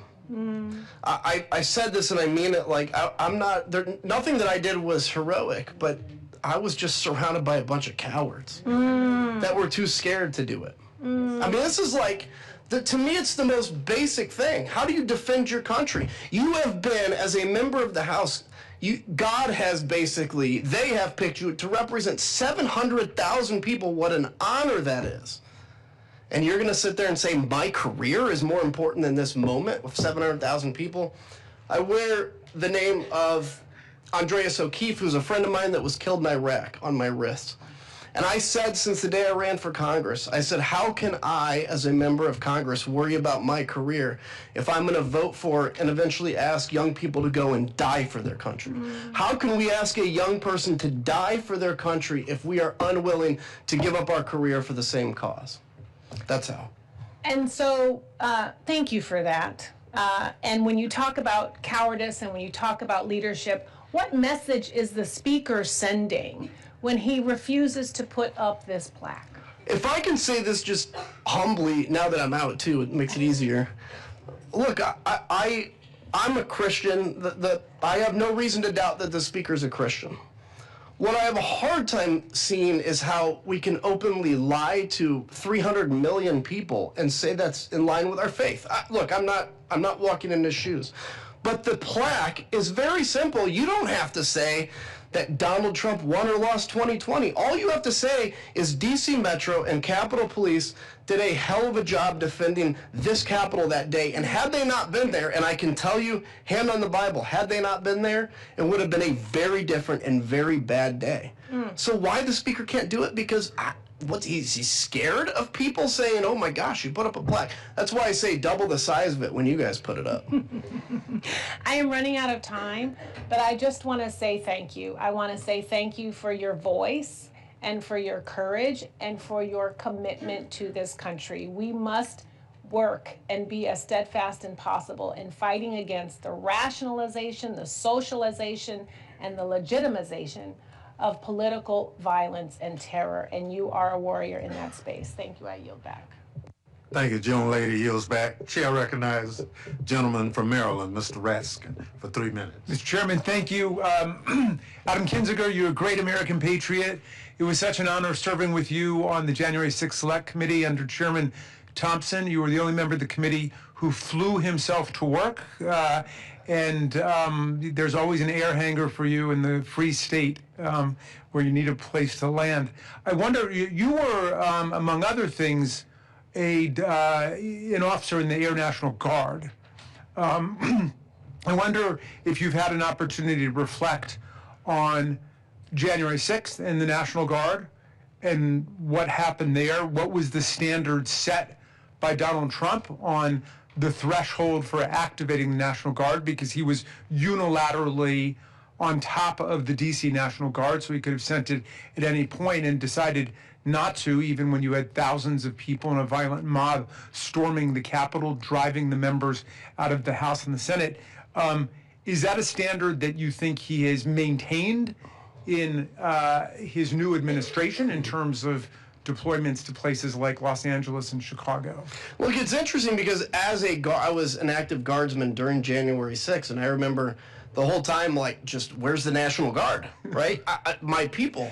And I remember actually when I left after we reconvened and voted, I saw my first Guard soldiers, and that was very emotional for me. And in a good and bad way, it was good because it's like I'm proud of them. It was bad because, like, why, they're here. If you guys remember, after that day, my fellow Republicans tried this conspiracy theory that it was either Speaker Pelosi or the mayor of D.C. who was in charge of the D.C. National Guard. And I would get hit all the time saying, well, why didn't Speaker Pelosi or why didn't the mayor activate the National Guard? Well, easy, because they have no control over the National Guard. The commander-in-chief of the D.C. National Guard is not, there's no governor of D.C., it's the President of the United States, and by definition, the Secretary of the Army. And so it was clear. And ironically, 4 years later, the president is very proud to announce how in charge of the D.C. National Guard he in fact is. So all those conspiracies that we conveniently forget, yeah, he has a very different viewpoint now. Yeah. Ms. Luria, it's wonderful to see you again, and thank you for joining us from Virginia. I wonder to what extent you think the work of the January 6th Select Committee, in terms of the hearings, the videos, the report, has been important in terms of the understanding of your constituents back in Virginia. Do you think that this is something that's actually made a difference in terms of developing an historical memory and consciousness of what happened? Thank you, and it's great to be back with you and other members from our committee. I think it's been stated in several ways, and Adam mentioned it just a few minutes ago. It is the record that will exist for history and for posterity. Our children, our grandchildren, their children, they will know the history, they will know the truth as much in this moment in time, however brief it is in the big scheme of things, although it may feel long day to day. That will be recorded for history, that President Trump summoned a mob to the Capitol, which violently attacked police officers, caused deaths, threatened the functioning of our democracy, but it didn't succeed. And the myths that are being perpetuated today to keep it alive, they're not going to succeed either, because the history books that our grandchildren will study, and not only about the day of January 6th, but continuing to study the way that our government is continuing to function as an effective and fair democracy, will prove that the work we did on January 6th was important. You're back. Thank you. Thank you very much. We've been joined by Senator Schiff. We've been anxiously awaiting your testimony. Senator Schiff. Thank you, Mr. Chairman. 5 years ago, in the aftermath of January 6th and the attack on the Capitol, the Select Committee documented in painstaking detail how our democracy held, just barely, in large part thanks to a critical mass of honorable officials who withstood President Trump's pressure campaign to subvert the law and overturn the election results. People like Brad Raffensperger, Gabriel Sterling, Rusty Bowers, Ruby Freeman, and Shay Moss, among many others, who, as the Select Committee documented, faced extraordinary pressure to betray their oaths and to overturn the will of the voters. They never bent or yielded, and their names will be etched in history. The Select Committee's final report detailed how President Trump pressured, for example, Georgia Secretary of State Brad Raffensperger in that now infamous phone call demanding that he find 11,780 votes. As Raffensperger told the committee, I felt then, and I still believe today, that this was a threat. When Raffensperger refused, the president and his allies turned their ire on election workers like Ruby Freeman and Shay Moss, subjecting them to threats and harassment that upended their lives. The committee's report documents at least 200 acts of pressure by President Trump targeting state and local officials through meetings, phone calls, text messages, as well as social media campaigns. Then Arizona Speaker Rusty Bowers testified to the committee that when asked by President Trump and Rudy Giuliani to overturn Arizona's results, He told them directly, "You are asking me to do something against my oath, and I will not break my oath." Officials in Michigan and Pennsylvania received the same phone calls from President Trump telling them to have some backbone and do the right thing. What allowed these officials to hold the line in 2020? Courage, yes. Patriotism, without question. Dedication to duty, without a doubt. But they also had federal partners willing to follow the law. They had the Cyber Security and Infrastructure Security Agency providing critical election security support. They had federal courts, including judges appointed by President Trump himself, reject baseless claims and uphold the rule of law. Even Attorney General Bill Barr, who crossed many lines on behalf of the president, nevertheless testified before the committee, "I repeatedly told the president in no uncertain terms that I did not see evidence of fraud, that would have affected the outcome of the election." Today, however, the landscape has fundamentally changed. The election officials who stood strong in 2020 are being systematically purged, and the guardrails to protect the integrity of our elections are being taken down brick by brick. By Donald Trump, by his enablers, by those willing to look the other way for the sake of political expediency. This administration is working methodically to ensure that when the next test comes, there will be few, if any, left to resist. First, they've eliminated the federal support system. They've ended all election security work at the Cybersecurity and Infrastructure Security Agency. They fired employees who worked on election-related programs. They've ceased funding the Election Infrastructure Information Sharing and Analysis Center, the very organization that helped state and local officials respond to cyber attacks on election systems. Second, they've replaced trusted public servants with loyalists. Attorney General Pam Bondi and the president's former personal lawyers are now in leadership positions at the Justice Department, and they have proved themselves more than willing to adopt and disseminate conspiracy theories about the 2020 election. An attorney who worked alongside the architects of the fake elector scheme now represents DOJ in its Fulton County litigation. Another who tried to throw out 200,000 ballots in Wisconsin now works at the DOJ Civil Rights Division. Trump's Justice Department has even fired or demoted career prosecutors and investigators who are doing their jobs by holding violent attackers accountable. Third, they're creating legal pretexts for future subversion. In March 2025, the president issued an executive order that purports to establish documentary proof of citizenship requirements for voter registration, to decertify voting machines used throughout the country, and to restrict election funding to states that allow post-election day receipt of ballots. While federal courts have stopped parts of this order, it serves to sow confusion and provide cause to refuse to certify future election results. How, the president may ask in November, can we trust the results from an election run on voting machines that he previously sought to decertify? And fourth, they're weaponizing DOJ to intimidate voters and local officials. The department has filed lawsuits against 18 states, largely those with Democratic majorities, seeking complete unredacted voter rolls with Americans' personal identifying information. It's easy to see the script they could deploy to call into question future election outcomes without any basis in fact. They could claim, for example, the Department of Justice cannot confirm that X state's elections were free of voter fraud because they refused to share voter information with the federal government.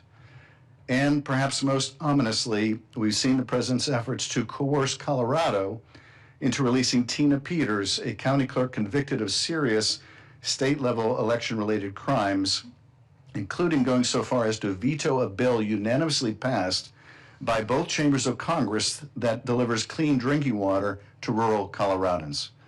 In doing so, President Trump continues to signal to election administrators nationwide that if they commit crimes on his behalf, they will have the full support of the office of the president and, if needed, a pardon.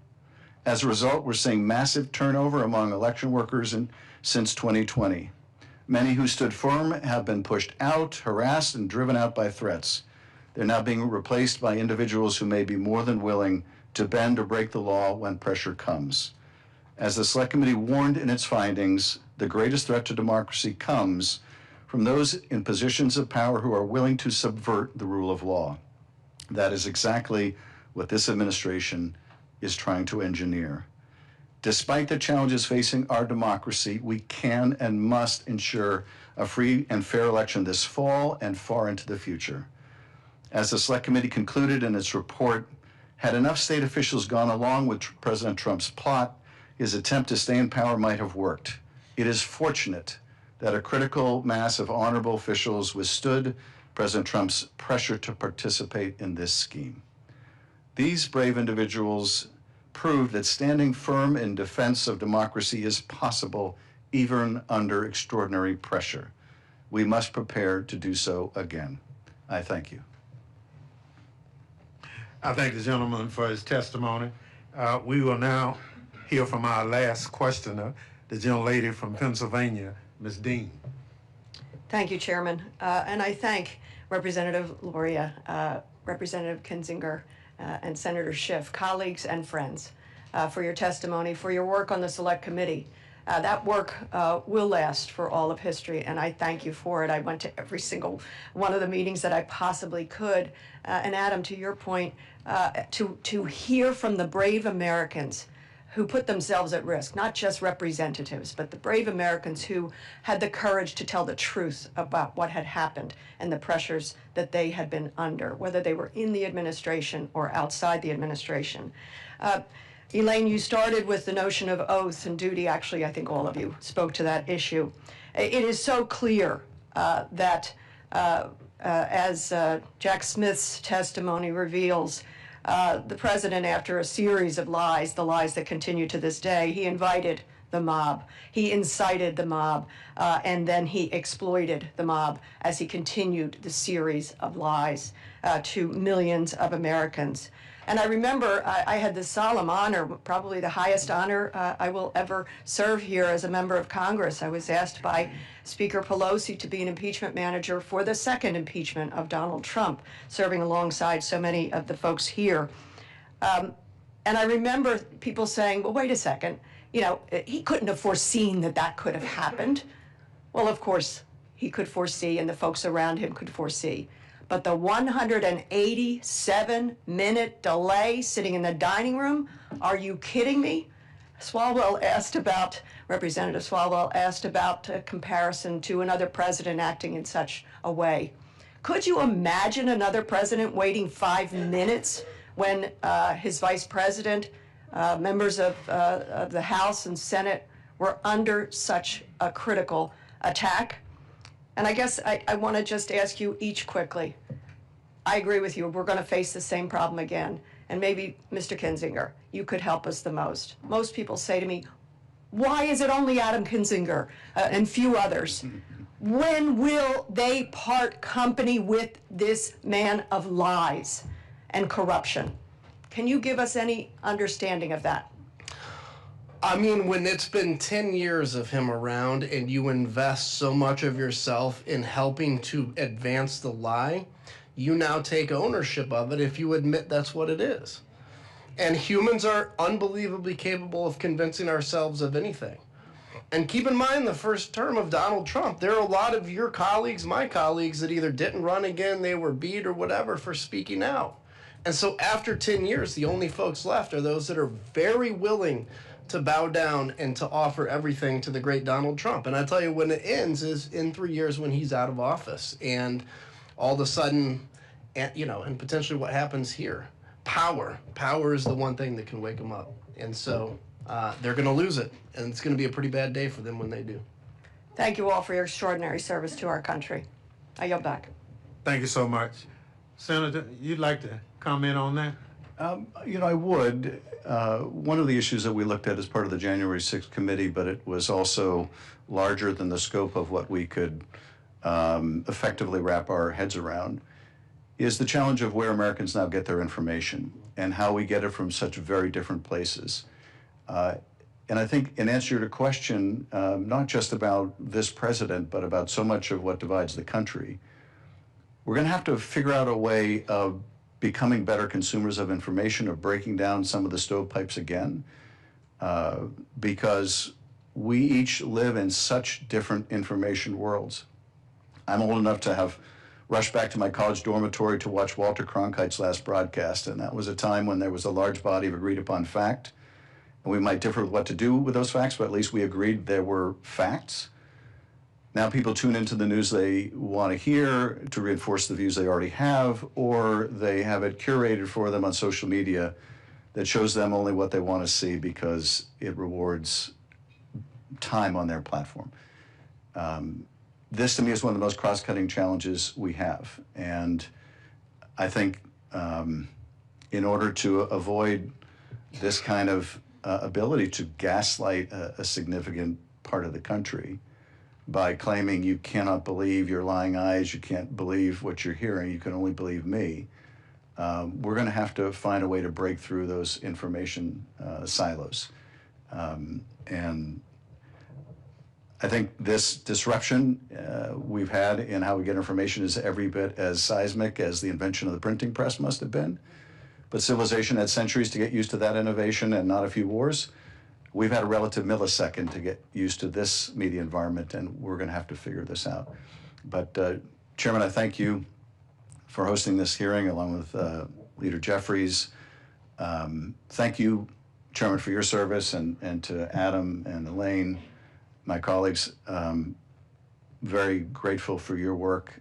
Was very proud to serve with you on the January 6th committee. And Adam, thank you for your continued courage and willingness to speak out.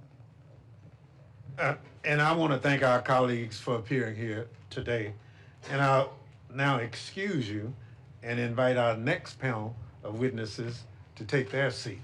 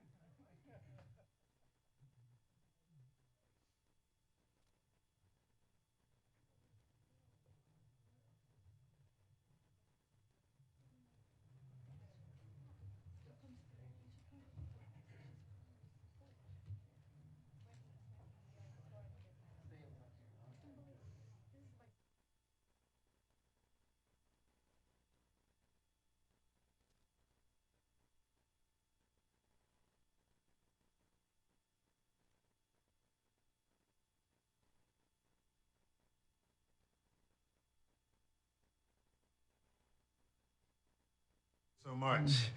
I'll now recognize our distinguished current members for 3 minutes to provide summaries of their testimony. The full written remarks will be submitted for the record.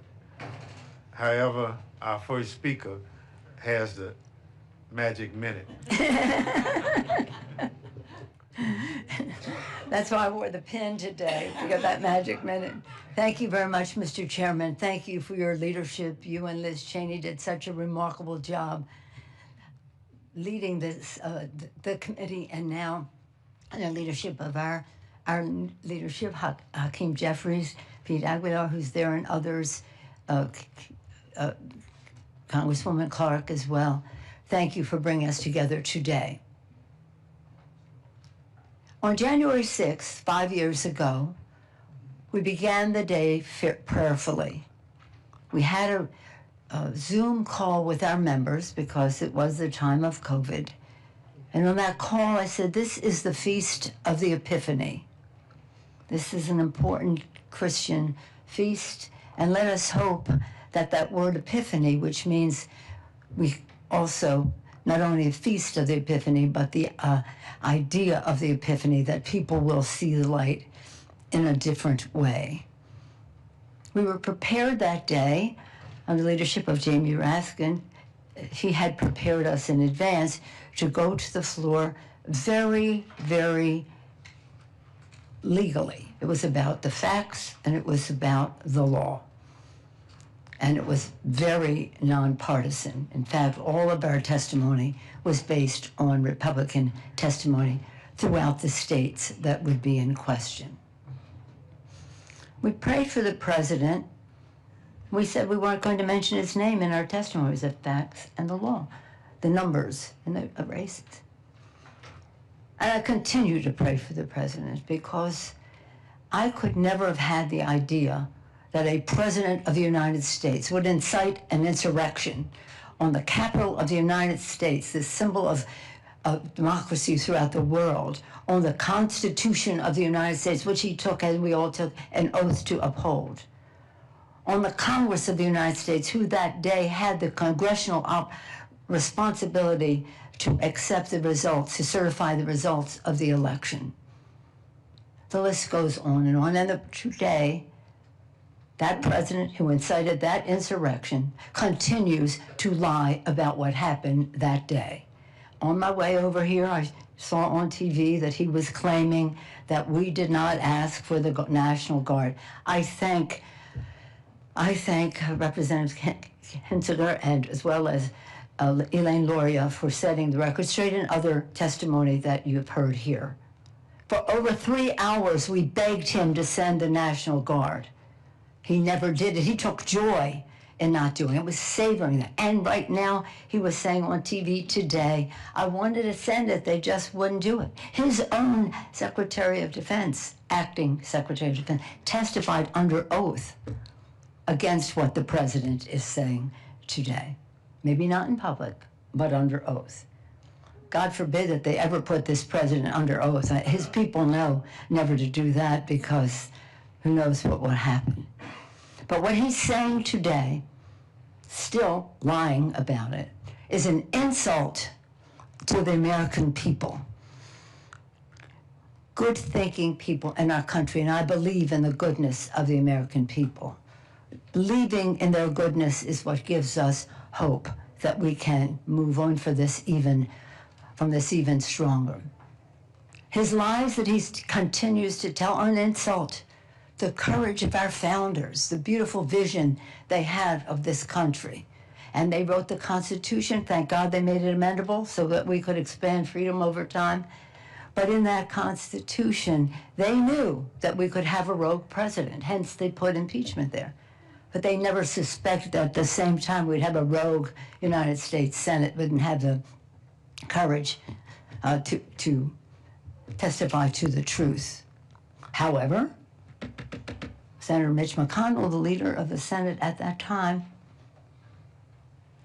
joined us in calling for the National Guard.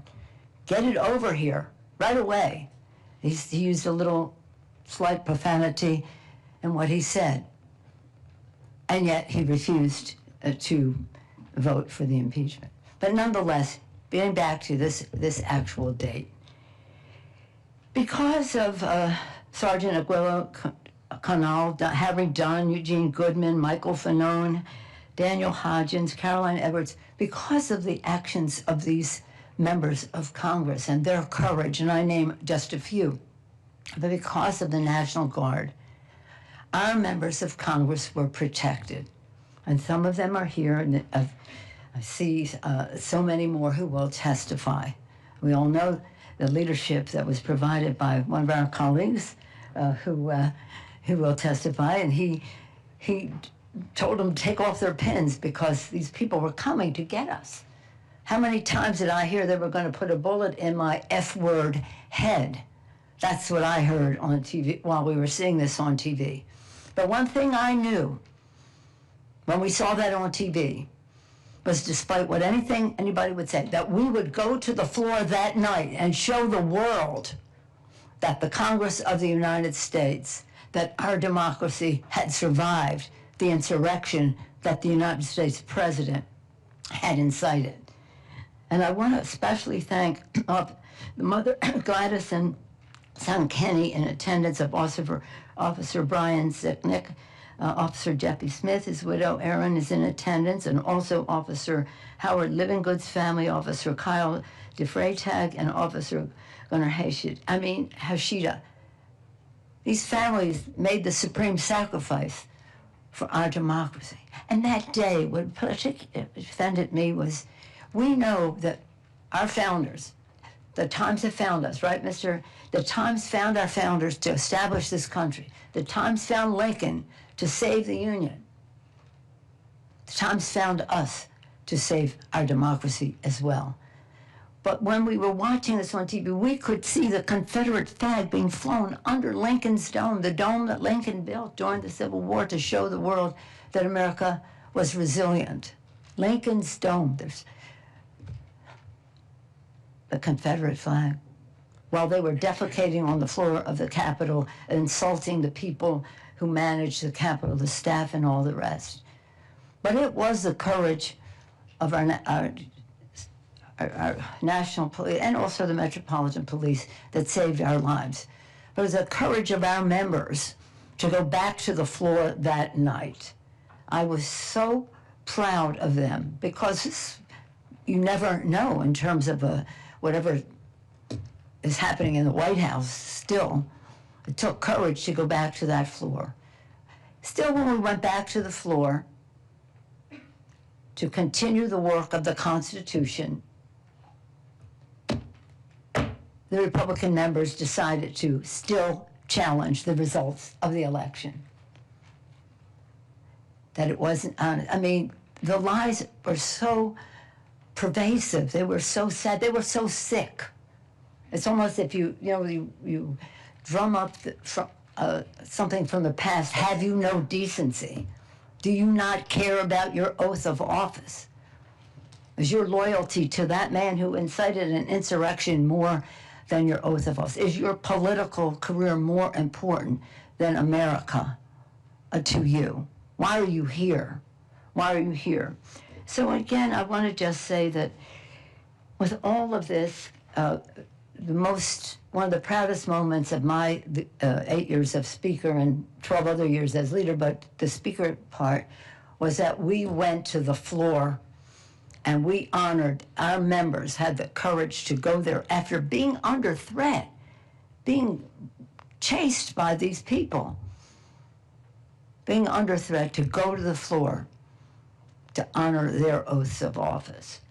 Again, there's one thing, I mean, we're not going to forget, and this committee, the January 6th committee, thank you all for your service in that regard, because there is the record. Think what would have been if we didn't even have that. The public would not even know the destruction of it. The president's always saying to me, well, you weren't ready. I wasn't ready for a president of the United States. Yeah, I wasn't ready for a president of the United States to incite an insurrection against the Congress of the United States, against the Constitution, against the Capitol of the United States. No, who would be ready for that? But we are ready to save our democracy. The Times have found us to do that. And again, much to his dismay, we went to the floor that night in the House and in the Senate to honor our oath and to certify the results of the Electoral College. But the one thing that I'll never forgive them for is the trauma that they created in the lives of our members and their families who are seeing this, and the staff. When we came back from the undisclosed location, where they wanted us to stay, they said, you stay there in a couple of days, you can do that. No, we're going now, and we're going to the Capitol, and we're not staying in any undisclosed location, and we're not doing that. Forget that. So when we went in and saw the staff are these young people who are idealistic, who come to Washington, Democrats and Republicans, come here to be part of what's happening and what will happen for the future, and to see the trauma in their eyes because of this inciter of an insurrection and these people who followed him. Again, one of them having a shirt, Auschwitz, 6 million were not enough. for example, of some of the people who were there. So, again, I thank you for the magic minute. Again, I had so much, there was so much going on there. But what was going on there is in a bipartisan way, we were asking the President of the United States again and again and again. When we had the Department of Defense on the phone, we said, pretend this was the Pentagon, and they were doing this at the Pentagon. What would you do? What would you do? But this president continues to lie about that fact. And that fact is important because it costs lives. It caused trauma. It sent the wrong message to the world about what democracy is. It was something that made Putin proud. See, democracy doesn't really work because of this President of the United States. An insult to the institution in which he serves, an insult to the founders of our country, an insult to the intelligence of the American people. I yield back. Thank you very much. The gentlelady yields back her time. For the record, I'd like to say that there are between 2,300 and 2,600 National Guardsmen stationed in the District of Columbia right now, brought here by the President of the United States. Chair recognizes the gentlelady from Illinois for 3 minutes, Ms. Kelly. First, I'd like to thank Leader Jeffries and the leadership team, Congressman Benny Thompson and Congressman Jamie Raskin for hosting this hearing as we remember January 6th insurrection 5 years ago. We remember this day as Republicans try to erase this insurrection from history. I will never, ever forget hiding on my hands and knees in the gallery. I'm not as brave as Congressman Benny Thompson, so I took my pin off, it was COVID, I took my mask off, anything that was identifying. I remember texting my late husband and my adult children to tell them what was happening. After receiving so many texts and phone calls because family, friends, and associates were so concerned, I clearly remember hearing the shot when the police officers shot the woman. I remember the 3 knocks on the door and no one wanted to answer because we didn't know who it was. And then finally it was the Capitol Police telling us that we could run out the door, running downstairs and running across halls to get to the safe place. I want to thank all those police officers that helped save our lives and protect us, and the police officers, as we talked about, the 140 that suffered injuries, the 5 that died. I also want to thank all of my colleagues that were in the gallery that day for all of the support. We have an unbreakable bond now, and we have our little gallery group that we lean on and talk to each other. I truly believe that day has led to even more political violence. You know, that was a big impetus. You know, after being sworn into a second term, President Trump pardoned, as we know, the January 6th insurrectionists, an outrageous decision. And many have been arrested for child molestation, sexual assault, and kidnapping. He let criminals loose in our country because he does not care for law and order unless it serves him. And his violent rhetoric has only gotten worse, and political violence across this country has increased drastically. And just the lies he's spreading about Minnesota State Representative Melissa Hortman, who was shot and killed in her own home. I believe it is our duty to uphold democratic norms, and we must condemn anyone who tries to overtake our democracy, whether it is the president or not. And lastly, I would be very, very interested, I don't know how we do it, but as a person that represents Chicago, who are those people behind the mask? I really believe that a lot of them could be the people that he let go. I don't have any proof, but it just really concerns me, their behavior and just the trauma that they have caused in the city and area that I represent, that Congressman Garcia represents. And I just wonder, who are those people behind the mask? And I would not be surprised if a lot of them, the way they advertise for their employment, are those people he let go. Thank you, and I yield back. Thank you so much. Gentlelady yields back. Chair recognizes the gentlelady from Alabama for 3 minutes, Ms. Sewell. It's hard to believe that 5 years has passed since the horrific January 6th attack on our nation's capital. For me, it is a memory that will be seared in my brain forever. As many of you know, I was one of the 30 members of Congress trapped in the House gallery as the Capitol was breached. If I close my eyes, I can still hear the thundering sound of the mob and the pounding of the door of the House chamber. I can still feel the sense of sheer terror as we struggle to fit on our gas masks and crawl on our knees towards the only open door at the opposite end of the gallery. As I sat huddled with my colleagues, I remember trembling and softly weeping, not just for our safety, but for the devastating threat to our democracy. Many of us frantically dialed our loved ones, unsure of what the next hours would bring. I don't think that any of us fully understood the magnitude of the danger that we were in until we got home in the wee hours of the morning and we turned on the television. Never in my wildest dreams would I have imagined what I saw. The images of rioters waving Confederate flags, smashing windows, assaulting police officers, and threatening to kill members of Congress and even the sitting vice president. What we saw on January 6th was an attempted coup. It was an effort to subvert the will of the American people and overturn the results of a free and fair election. It was incumbent upon all of us to condemn the violence that we witnessed and those who waged it. There are moments throughout history that have tested us as a nation.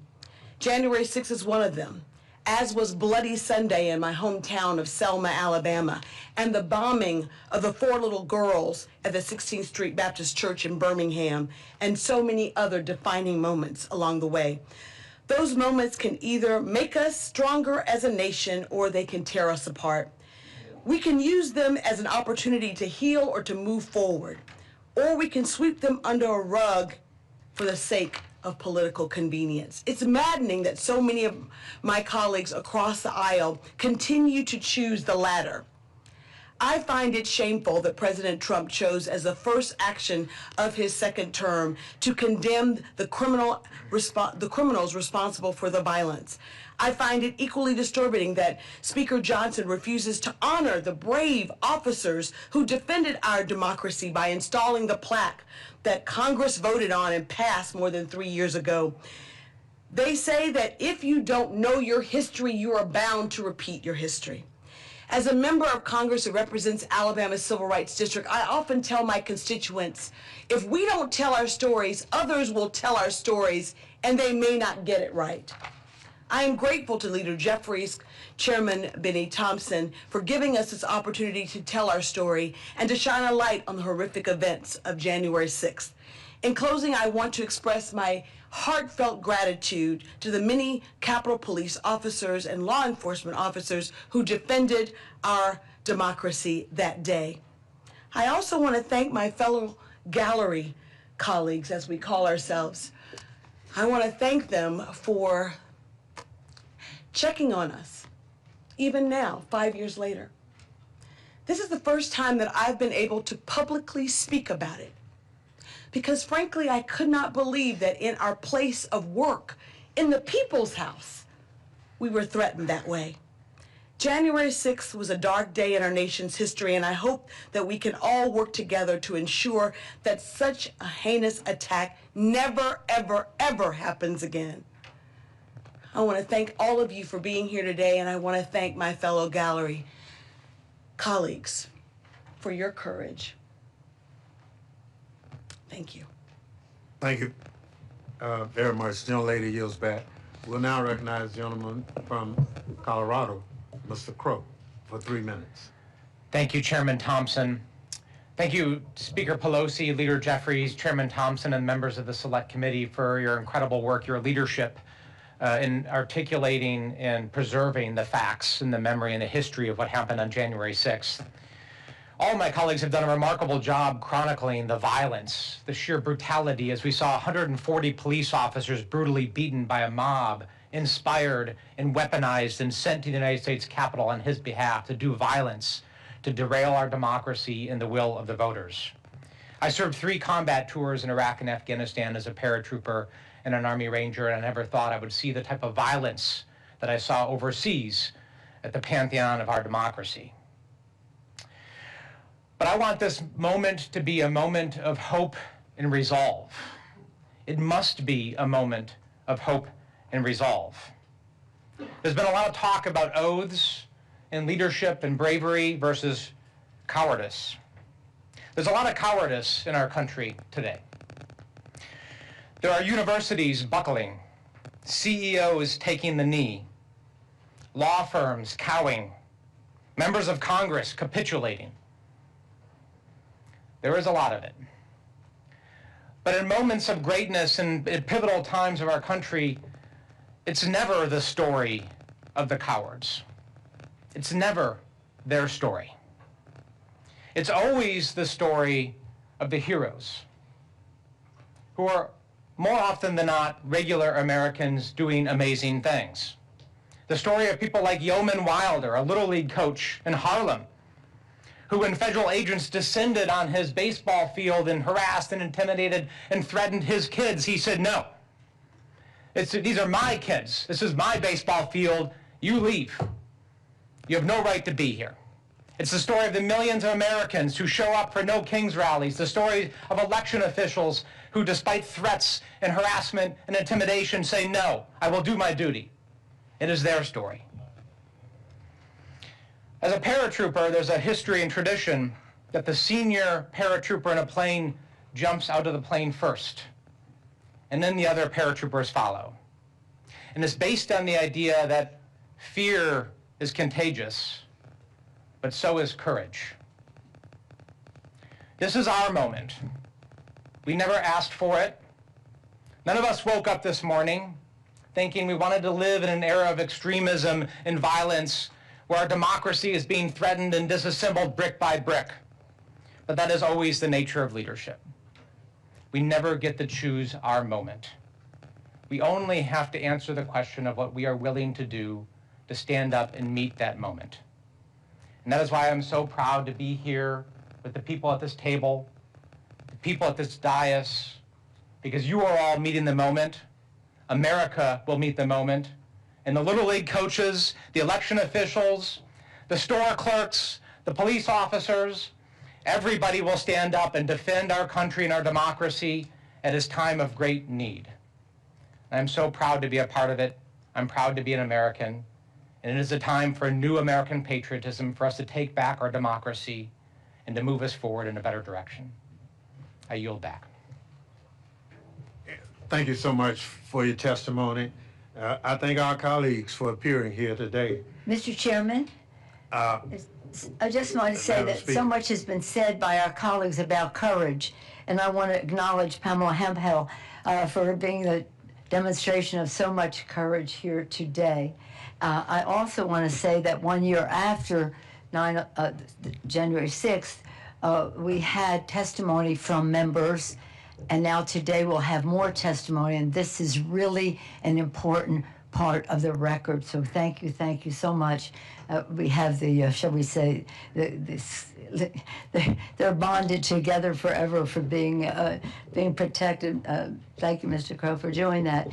And I will just say this, 2 years after that, I'll mention what Zoe Lofgren mentioned. She said that they were going through the Capitol saying, where is Nancy, where is Nancy, where is Nancy?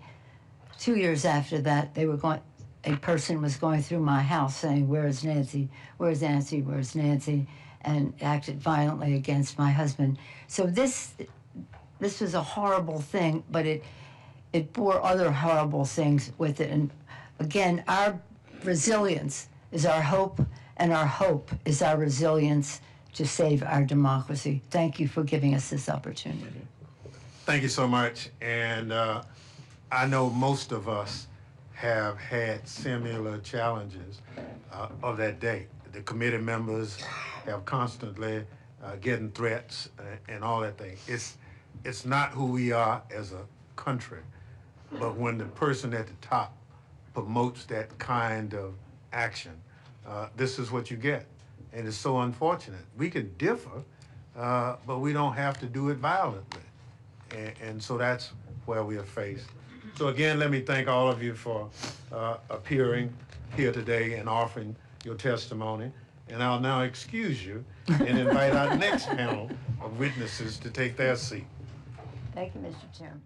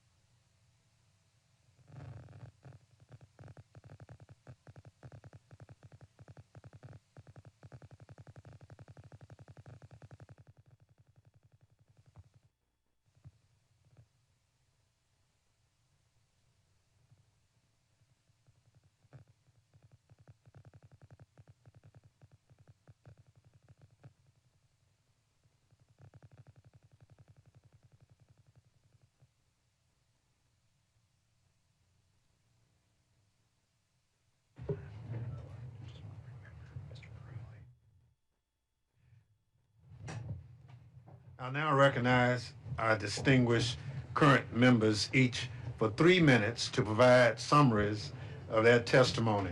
Their written testimony in full will be submitted for the record. Mr. Morelli. Mr. Chairman, members of the panel, thank you for the opportunity to be here today. As Leader Jeffries has often noted, January 6th must be remembered as a dark day in American history like September 11th or December 7th. We must never forget what happened here 5 years ago. Regretfully, that's what congressional Republicans want us to do. House Republicans' attempts to whitewash January 6, 2021 began the weeks that followed the attack, but they accelerated when then Leader McCarthy reportedly promised to direct the Committee on House Administration to release tens of thousands of hours of sensitive Capitol security footage in exchange for votes to become Speaker of the House. As a result of this corrupt bargain, in February of 2023, the committee provided unfettered access to tens of thousands of hours of sensitive Capitol security footage to MAGA media personality Tucker Carlson. The footage was made public without approval from the United States Capitol Police. To the contrary, the Capitol Police had already informed committee Republicans that it opposed releasing the footage, citing the significant security concerns it presented. Indeed, the top lawyer for the Capitol Police noted, and I quote, "The location of each CCV camera might enable a bad actor to exploit vulnerabilities in the system," end quote. The Assistant Chief of Police testified that camera footage of the interior of the Capitol is, again I quote, "highly sensitive information that access to it should be strictly limited," end quote. Congressional Republicans ignored these law enforcement officials and released it anyway. This disclosure was just the first of many efforts to rewrite the history of the Capitol attack. Congressional Republicans created a subcommittee of the Committee on House Administration to investigate the Select Committee's investigation. That subcommittee issued an ahistorical report in service of nothing more than politically distorting a shameful and tragic chapter in our nation's history. They lied about the Select Committee members, about their work, and they haven't stopped lying about January 6th ever since. Yet after spending millions of taxpayer dollars during their 2-year sham investigation, the subcommittee found no evidence of wrongdoing by the Select Committee because there was none. The absurd effort lasted longer than the Select Committee itself. Instead, the majority spent nearly 2 years trafficking in paranoid, long-debunked conspiracy theories and dangerous lies while ignoring its actual responsibility to run the House of Representatives and ensure that members and their families are safe from the very people that perpetrated the attack. Colleagues, if given the privilege to chair the Committee on House Administration under Speaker Jeffries, I will restore the committee's proper oversight functions. I will not waste taxpayer dollars entertaining ridiculous and disproven but nonetheless harmful conspiracy theories. We will respect the women and men of the United States Capitol Police by giving them not just empty words and gestures of appreciation, but the training they need and the pay they deserve. During the Select Committee's June 9, 2022 public hearing, Vice Chair Cheney rightly observed that President Trump summoned the mob, assembled the mob, and lit the flame of this attack. But an arsonist isn't the only one responsible for a fire. Those who stand by and watch it burn, or worse, fan the flames, carry that moral stain as well. Congressional Republicans experienced firsthand a deadly attack on this sacred place, on them, on their staffs, and on their country. But they chose and continue to choose cowardice, demonizing the innocent, protecting the guilty, and disparaging the patriotism of police officers who saved their lives even before the bloodstains were washed from the Capitol steps, all while claiming to back the blue no matter what. We cannot allow that to stand. We will not allow that to stand. And with that, I yield back, sir. Gentleman yields back. Chair recognizes the young lady from California for 3 minutes. Ms. Jacobs. Thank you, Mr. Chairman.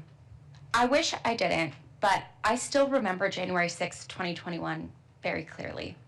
It was my 4th day here in the Capitol as a member of Congress, and I literally didn't know my way around yet. My team walked me to the House gallery so I could watch the election certification proceedings. I was so proud to be one of the members chosen to be there. And I remember sitting there thinking about this incredible feat, peacefully passing the torch in our democracy. But then the insurrectionists breached the Capitol. Even 5 years later, there are things that I can't shake. The buzzing of the escape hoods, the fear when I couldn't open the packaging, the sound of the doors closing and being locked, introducing myself to my new colleagues as we were cowering under our chairs, thinking through what I could use as a weapon if I needed to, pens, my high heels, being sure that the elevator doors were going to open and someone with a machine gun was going to be right there, climbing over the chairs and under the railings to finally get out of the gallery. And I remember Annie Custer's hand, pulling me where I needed to go. I learned a few years ago that the insurrectionists were only 30 seconds behind us. 30 seconds. 30 seconds could have meant losing our democracy that day. That's how close we came. Before Congress, I spent my career working on conflict and political violence at the United Nations and the State Department. I worked on post-coup transitions and responses to electoral violence and violent extremism. I never thought that my experience would be quite so relevant here at home. I never thought that the US Capitol would be the place my parents most feared that I was still alive. I've worked in countries even more torn apart than ours is. And because of that, I know that there is a way to heal and to repair and to move forward. To do that, we need accountability. Accountability for all the damage done that day, not just for the foot soldiers, but those at the top doing the planning, the justifying, the ordering, the enabling. And we need to make sure history doesn't get erased. But even beyond that, we need long-term solutions. We need to heal the deep divisions and feelings of mistrust and resentment in our country. Now, addressing these fault lines in our society, especially around race and class and inequality, they won't be easy. And it won't happen overnight. But it is necessary to bring us back together again as Americans. Since January 6, 2021, we've seen more attacks on our democratic institutions. And while they've bent, they haven't broken. And even with all of the chaos caused by our colleagues and by those trying to divide us, I'm still optimistic. I think we have brighter days ahead of us. I know that we do, because I've seen it happen in other places. All it takes is all of us coming together to decide that our future and our democracy is worth fighting for. Thank you, Mr. Chairman. I yield back. Thank you so much. Chair now recognizes the young lady from Connecticut, Ms. DeLaura. Thank you, 3 Mr. minutes. Chairman. Thank you for your work on this committee. I want to thank Leader Jeffries and the entire committee for the great work that you have done and continue to do. January 6, 2021 was one of the darkest days in our nation's history. I was here that day. And the insinuation that the rioters who assaulted that Capitol that day were anything less than violent offenders is an insult to the brave police officers and the Capitol staff who put their lives, and some who lost their lives, to defend our democracy. And I witnessed firsthand the violence, the fear, the chaos that Trump's lies and conspiracy theories brought to our sacred halls. It was not simply an attack on the Capitol building, it was an attack on our democracy, our Constitution, our shared values, and those values that we share with Americans. My story, very simply, I went to the Capitol. Connecticut was not one of the states being challenged. I asked, staff person drove me there. I said to him, Harper, you go stay in my Capitol office. I'm going to the gallery where I joined other members, and we were just sitting listening, and I wanted to see it. It was a historic experience of what was happening. And as I was sitting there not long after, I see the Speaker of the House removed. I see the Majority Leader removed. I see the whip moved. And so we all know that that means that something is afoot, and we're looking around and trying to figure out what happened. And the Capitol Police go to the microphone and they say, sit down, we're going to continue the proceedings. And then a few minutes later, they got back up and said, you know, get your gas masks out. And to be very honest, I never even knew that there were gas masks under the seats in the House of Representatives. Pulled it out, couldn't get it open, didn't know what the hell to do with it, and so forth. Asked Jim Hines, help me, and which he did. But I have that gas mask, and I have it in my office as a reminder of what that day was about. And they told us then to evacuate. We had to evacuate you. And as Sarah has described, it's not a continuous area around that gallery. You're up over railings, under railings, etc. And we saw the barricaded door, the broken glass window with insurrectionists putting their hands through and guns being pointed at them. And then there were the gunshots. And we heard them say, hit the floor, which we all did. We hit the floor. And Jason Crow told us to take off our pins, take off any form of identification. We held hands going around that Capitol gallery. And I had my phone, and I was afraid to call my husband because it recalled 9/11. 9/11, when people made that last phone call to their loved ones. But I did call, and I said, Stan, just tell the kids, I'm all right. They're going to get us out of here. And the Capitol Police got us out of there. They told us to hold when we got to that door to go out because we weren't sure who was behind the door. And then they said, okay. They opened the doors, and the insurrectionists were lying on the ground with the Capitol Police with guns over them. They hurried us down the steps to get out. I wanted to get my staff member. They said, no, ma'am, we can't do that. He is forever traumatized. It took him months before he would ever go back into the Capitol. Let me just end here because we had a president who incited a riot, and we witnessed that he refused to call the National Guard out, which was his jurisdiction. Nancy Pelosi did not have that authority to do that. And so that frightening message is that those who can commit political violence, that the president is there on their behalf. And he says, I have your back. I have your back. We cannot allow the story of January 6th to be rewritten as a mere riot or a protest that got out of hand.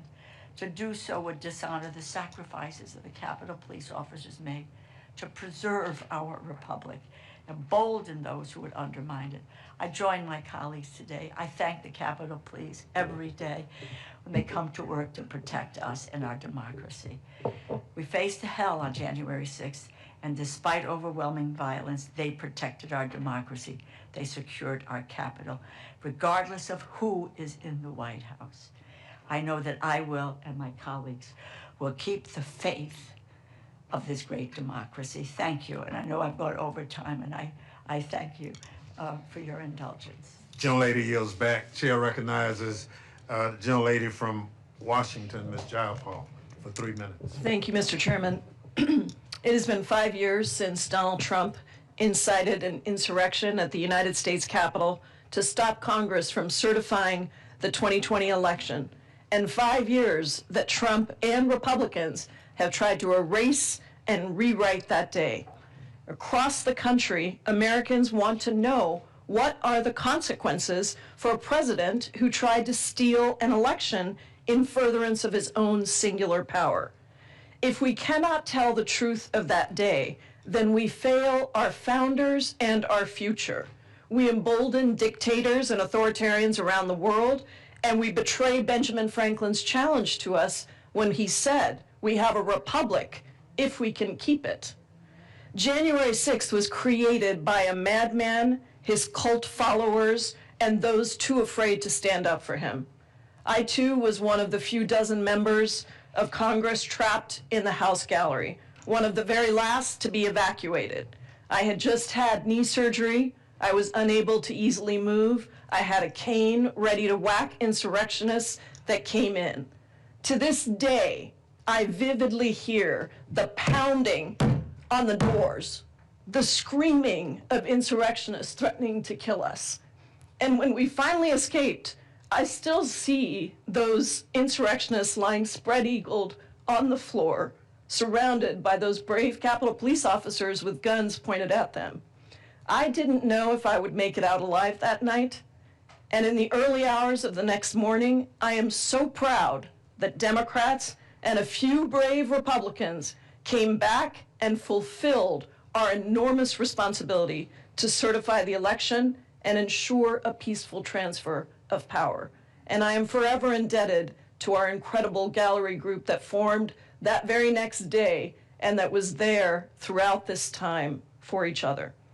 However, the personal and collective trauma of that day remain. You hear it here today, and the after effects have continued to ripple out.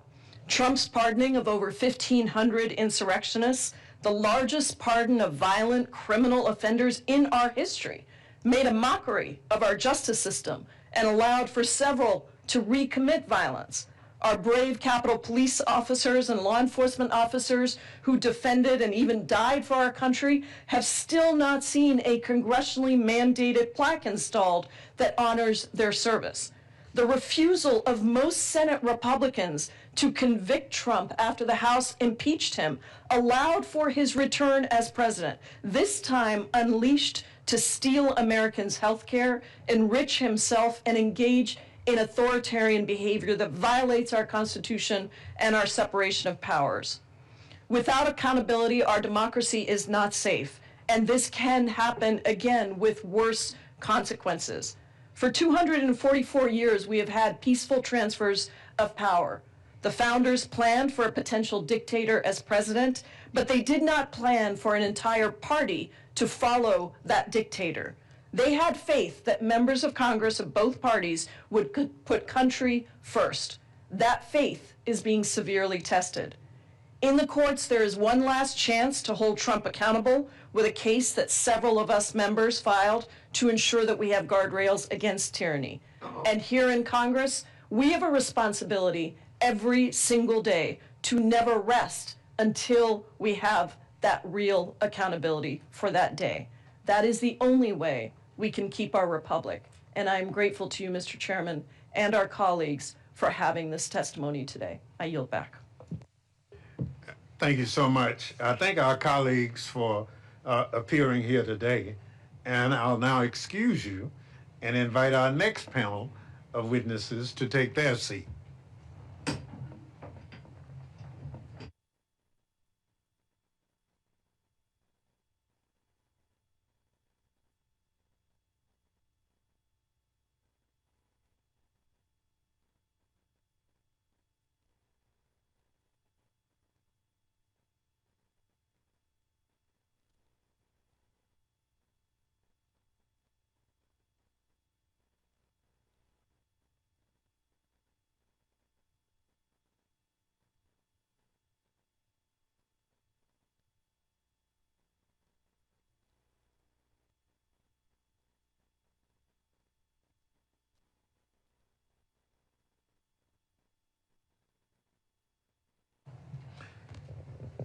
I will now recognize our distinguished current members, each for 3 minutes to provide summaries of your testimony. Their written remarks will be submitted for the record. I now recognize the gentlelady from California, Ms. Torres, for 3 minutes. Thank you, Chairman Thompson and members for convening this hearing. I want to start by thanking the heroes that saved the day that day, and that is the law enforcement officers, Capitol Police, who were here protecting us. 5 years ago, I was on the balcony of the House chamber as a violent mob instructed by Donald Trump to march to the Capitol and to stop the certification of a free and fair election invaded the Capitol. Those were the scariest 45 minutes of my life. Reading the alerts, preparing to fight, watching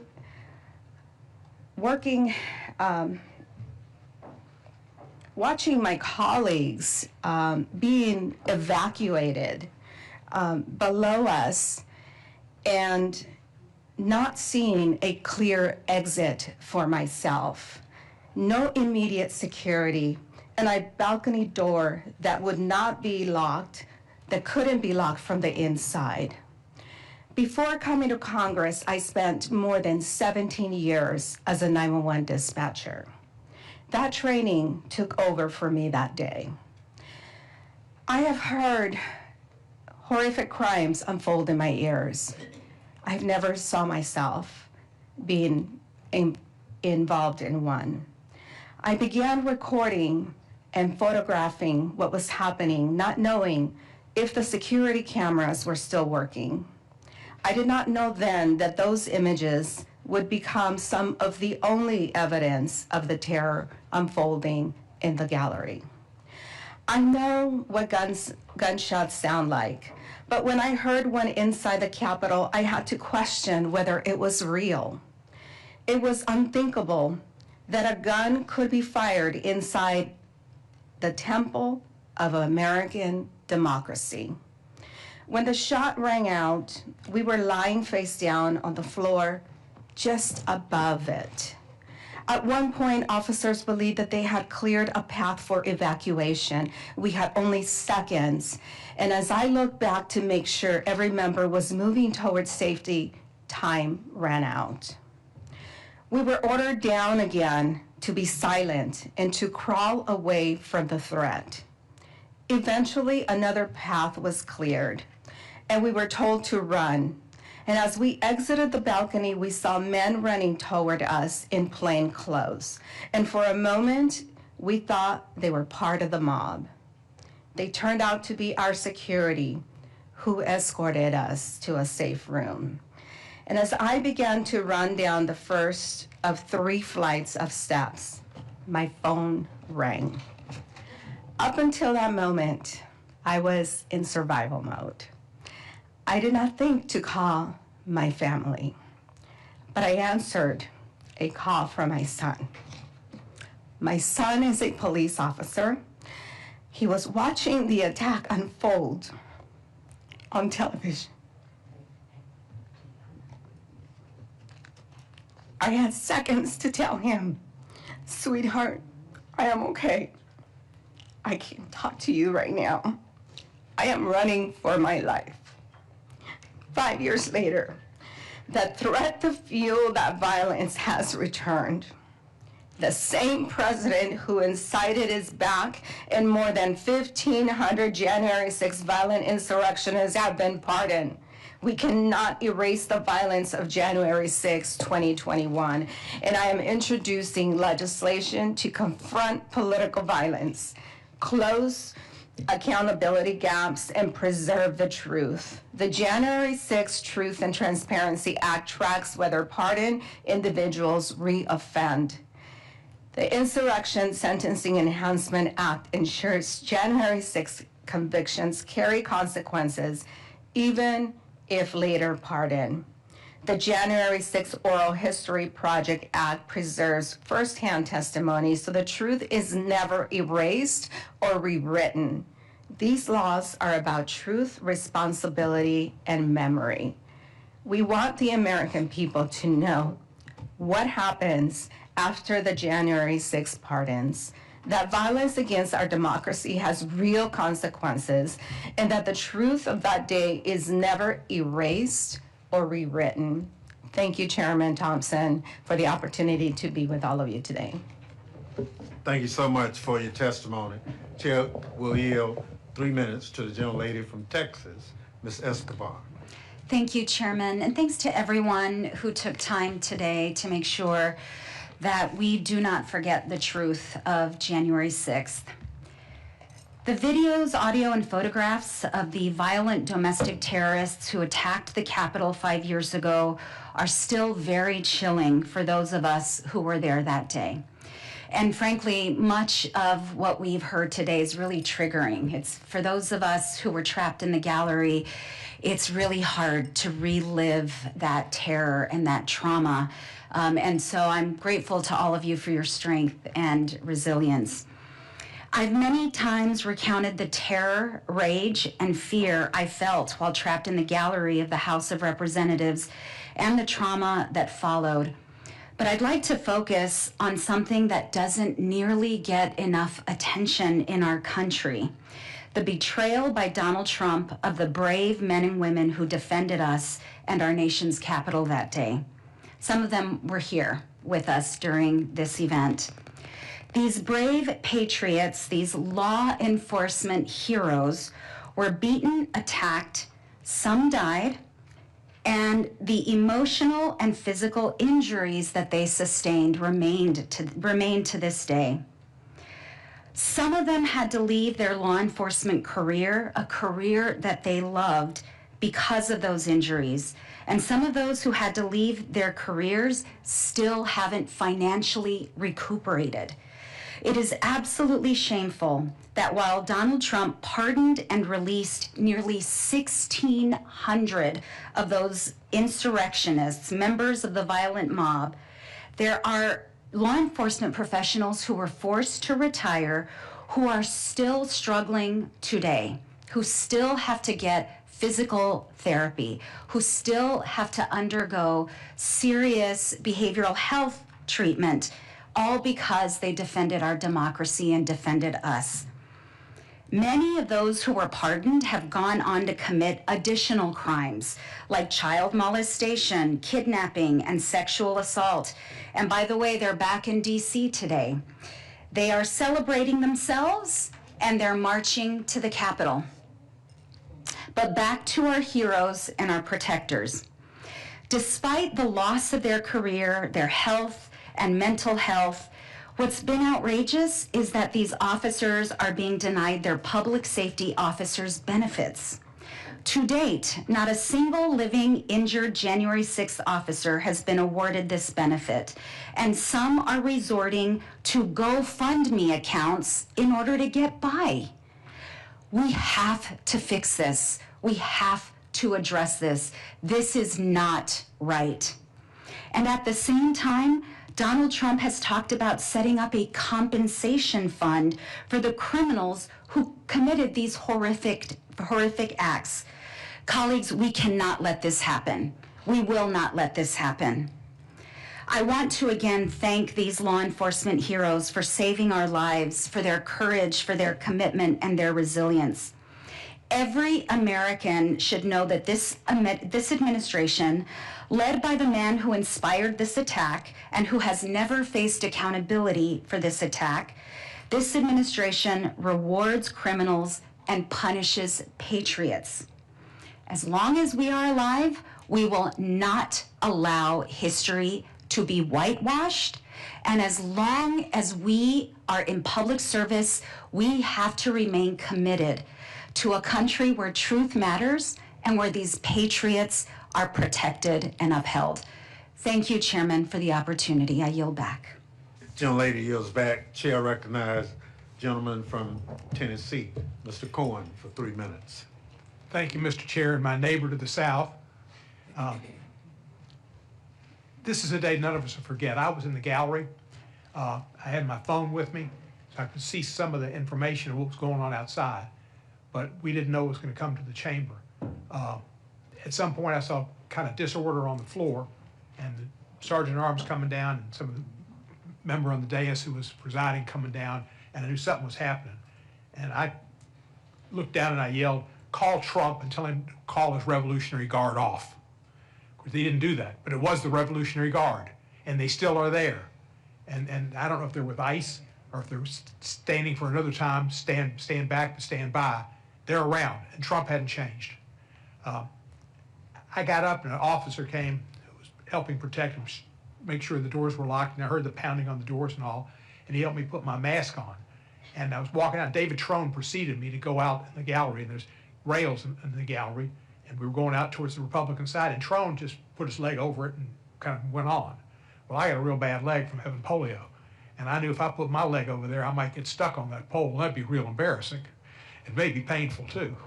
So I limboed, a kind of a reverse limbo, and got under the pole, the rail, and got out. We got in an elevator, and we came down, and a couple of guys said, "Where do we go now?" I said, "Just follow me and come on." And we went as fast as we could towards Rayburn, while we saw policemen come in the opposite direction with their guns out. It was a scary time. I got to my office in Rayburn, I locked the doors to the outside, and I locked myself in my office. And while I was there, I probably got at least 500 texts and phone calls from everybody I'd ever met in my life, I think. Well, my hero as a child was a ball player named Minnie Minoso. We maintained a friendship through his life and up into the fact we, in essence, got him in the Hall of Fame, helped with that, and we were friends and we'll be friends forever. So I'm sitting there with got a Minnie Minoso bat in my hand, sitting in my office, waiting for him to come in. And one of my text messages is from Charlie Minoso, Charlie Rice Minoso, who's Minnie's son. He said, "I hope you're okay, and I hope everybody in the office is okay. I'm concerned about you. I want you to know, my dad will be thinking about you." I said, "I got your dad's bat in my hand." And he said, "If he was there, he'd be swinging it." I said, "You're damn right he would." Well, we stayed there, and I watched the tube, and then we got up and went and voted. And that was a great day that we voted. Speaker Pelosi was heroic in getting us called back, and Mike Pence was heroic in not succumbing to President Trump's dictations that he changed the law and the rules and count the votes differently. All of the public officers were great. Capitol Police, the Metropolitan Police here, National Guardsmen and others, great heroes. And I value all of them, and they protect us every day, and they don't get the respect that they should and the regard. But I think the greatest hero of all is Jack Smith. Jack Smith is like Mr. Stewart Goes to Washington. He is a lawyer who is a lawyer's lawyer. And he found in his work that there was an indictable offense, and he indicted the president for what he did. That needed to happen. He was only stopped because of the Justice Department's rule that you can't prosecute a sitting president. It was not dropped. It was because Trump won the election. But Jack Smith pursued it all the way through. And he is, in my opinion, he testified before a Republican committee that was set up to try to get him in a trap so they could prosecute him for something they could create. Their vindictive tour needs to stop, but it's still going on, a vendetta. Jack Smith stood firm. He spoke truth, even though he knew that if he said anything at all that they could possibly conjure up in another manner, he would be indicted, and they'd probably take his bar license away and try to put him in jail. He said he followed the facts and then applied it to the law. In his recent deposition, he told the Judiciary Committee, "The decision to bring charges against President Trump was mine, but the basis for those charges rests entirely with President Trump and his actions, as alleged in the indictments returned by the grand jury in 2 different districts. Our investigation developed and proved beyond a reasonable doubt that President Trump engaged in a criminal scheme to overturn the results of the 2020 election and to prevent the lawful transfer of power."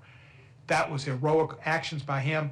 President Trump is a treasonous individual, and it's awful that he's still in the White House and destroyed the East Wing, and as Mr. Raskin quite said, had graffiti put up over John Kennedy's name at the Kennedy Center. One date, somebody mentioned, dates we'll always remember it, and a September date, January date, and Pearl Harbor. We'll never forget November 22, 1963, of those of us who are alive. I remember it all the time. Whenever I think about it, I start to tear up. I'm about to tear up now. And the idea that he put his name over John Kennedy's should never be forgotten, and he should be wiped out. I yield back the balance of my time. Chair recognizes the gentleman from Georgia, Mr. Johnson, for 3 minutes. Thank you, Mr. Chairman, and thanks to Leader Jeffries and all of the other leaders who have made sure that we commemorate this day appropriately with this hearing. I was born and raised in Washington, D.C., And the United States Capitol has been a building permanently etched in my mind from an early age. It regularly came into my view as daily life took my family and I around the District of Columbia. To me, the Capitol was always a citadel, a beacon of freedom, democracy, and justice. At the age of 10, I developed the vision that one day I would serve there as a legislator. I was always so proud. Even today, I'm still in awe of the United States Capitol, what it stands for, and the fact that it has been my workplace for the last 19 years. On January 6, 2021, amidst social distancing in response to the COVID pandemic, then still ongoing, I was so proud to be one of a limited number of members of the House to be in the chamber to witness the certification of the 2020 elections. Though somewhat envious of those who were seated on the floor, I nonetheless savored the honor of having a seat in the House gallery from which I could observe this solemn proceeding. As the peaceful transfer of power was taking place in the chamber, the proceedings were rudely, then violently interrupted. The disorder became louder and louder as the insurrectionists got nearer and nearer. The cacophony shut down the speaker and caused the business of the House to stop. From the gallery, I watched as the speaker was extracted from the chair and my colleagues evacuated from the floor. What would happen to us in the gallery, I thought. The situation became scary, dire, and dangerous. I felt like a sitting duck. In those moments, while in self-preservation mode, I thought of jumping from the gallery onto the House floor so that I could be evacuated. My thoughts then turned to my colleagues also in the gallery, and my thoughts turned to my moral responsibility to them. I would never leave them to save myself. As we were being spirited out of the chamber into the hallway, I saw dozens of violent insurrectionists lying spread-eagled on the marble floor under the gunpoint of Capitol Hill police. I later learned that all of those insurrectionists had been released without charges because there were not enough law enforcement manpower to take them into custody. They all walked. They came into the U.S. Capitol, disrupted our work, and desecrated this citadel of democracy, and they all walked. Needless to say, I was gratified later when more than 1,500 perpetrators were prosecuted, some of the worst offenders receiving 20-year sentences. There was a sense that people had been held accountable for their crimes. Then on January 20th, 2025, Donald J. Trump shot Lady Justice on Fifth Avenue in broad daylight by pardoning each and every January 6th insurrectionist. It was a blow to justice and the rule of law in America. And my sense of anger at injustice has intensified as Donald Trump and his lapdog Republicans in Congress do everything in their power in an unholy and futile attempt to whitewash and rewrite the history of what happened on January 6th.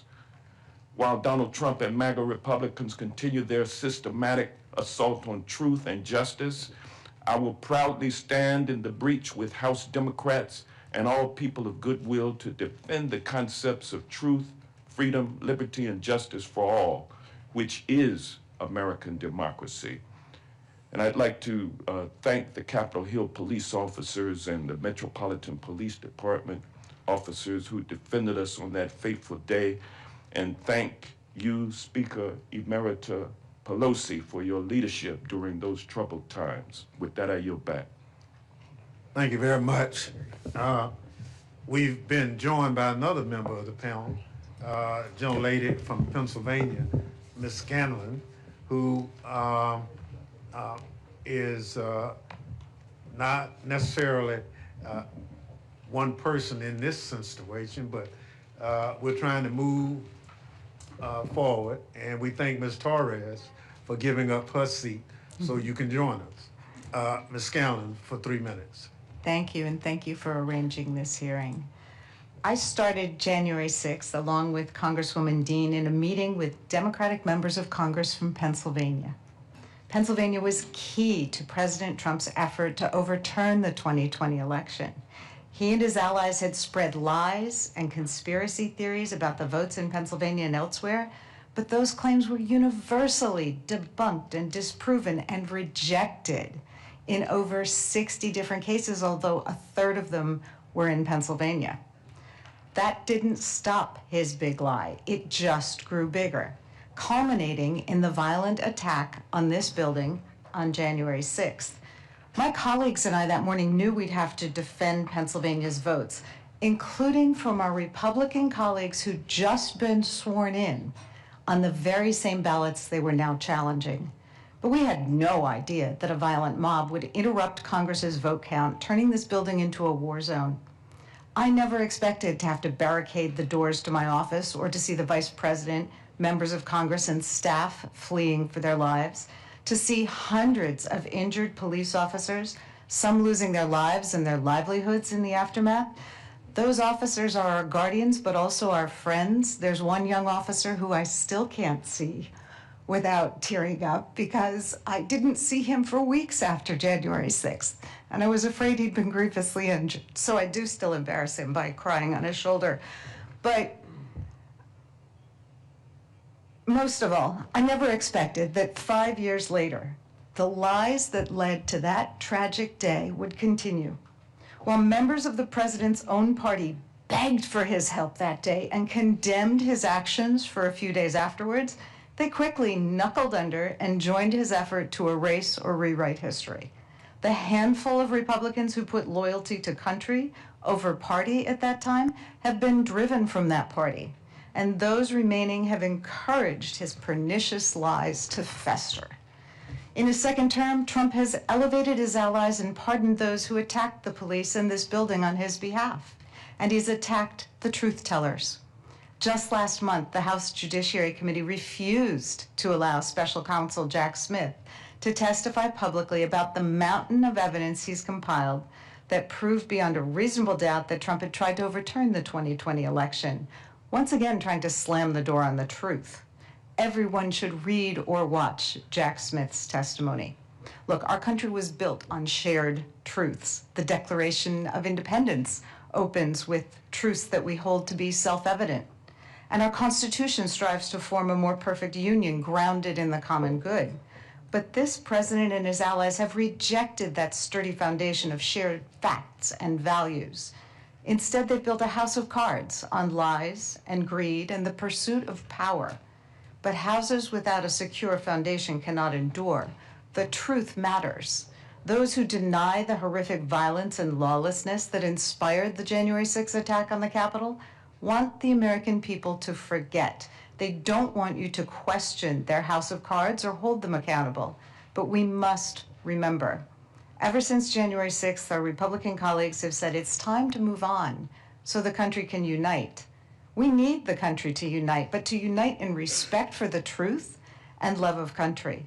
To unite in holding accountable those who would lie and undermine our Constitution, because we've seen the consequences of the failure to do so. There can be no unity or accountability without a shared truth based on facts. So today, we remember and thank you for this opportunity. I yield back. Gentlelady yields back. Let me thank the witnesses for that testimony. I'd like to now excuse that witness and bring on our next panel of witnesses. We'll pause for the changeover.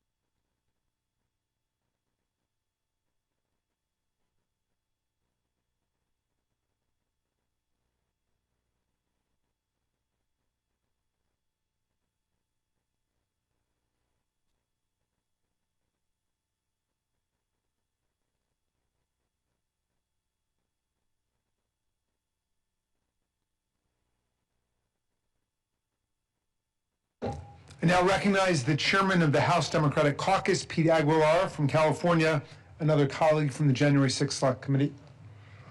Thank you, Ranking Member Raskin. It's a privilege to be here with you, Chairman Benny Thompson, our current and former colleagues, to mark the 5th anniversary of the attacks on the Capitol and to honor the bravery of the police officers who sacrificed so much for our safety and democracy that day.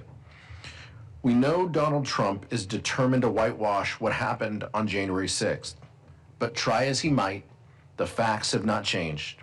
5 years ago today, Donald Trump sat in the White House for 187 minutes, more than 3 hours, and did nothing. As the Capitol was invaded, police officers were beaten, and his own vice president was hunted. The most powerful person in the world watched his supporters attack the Capitol from just blocks away and did nothing to stop it. Not only did he refuse to call off the mob, but he poured fuel on the fire.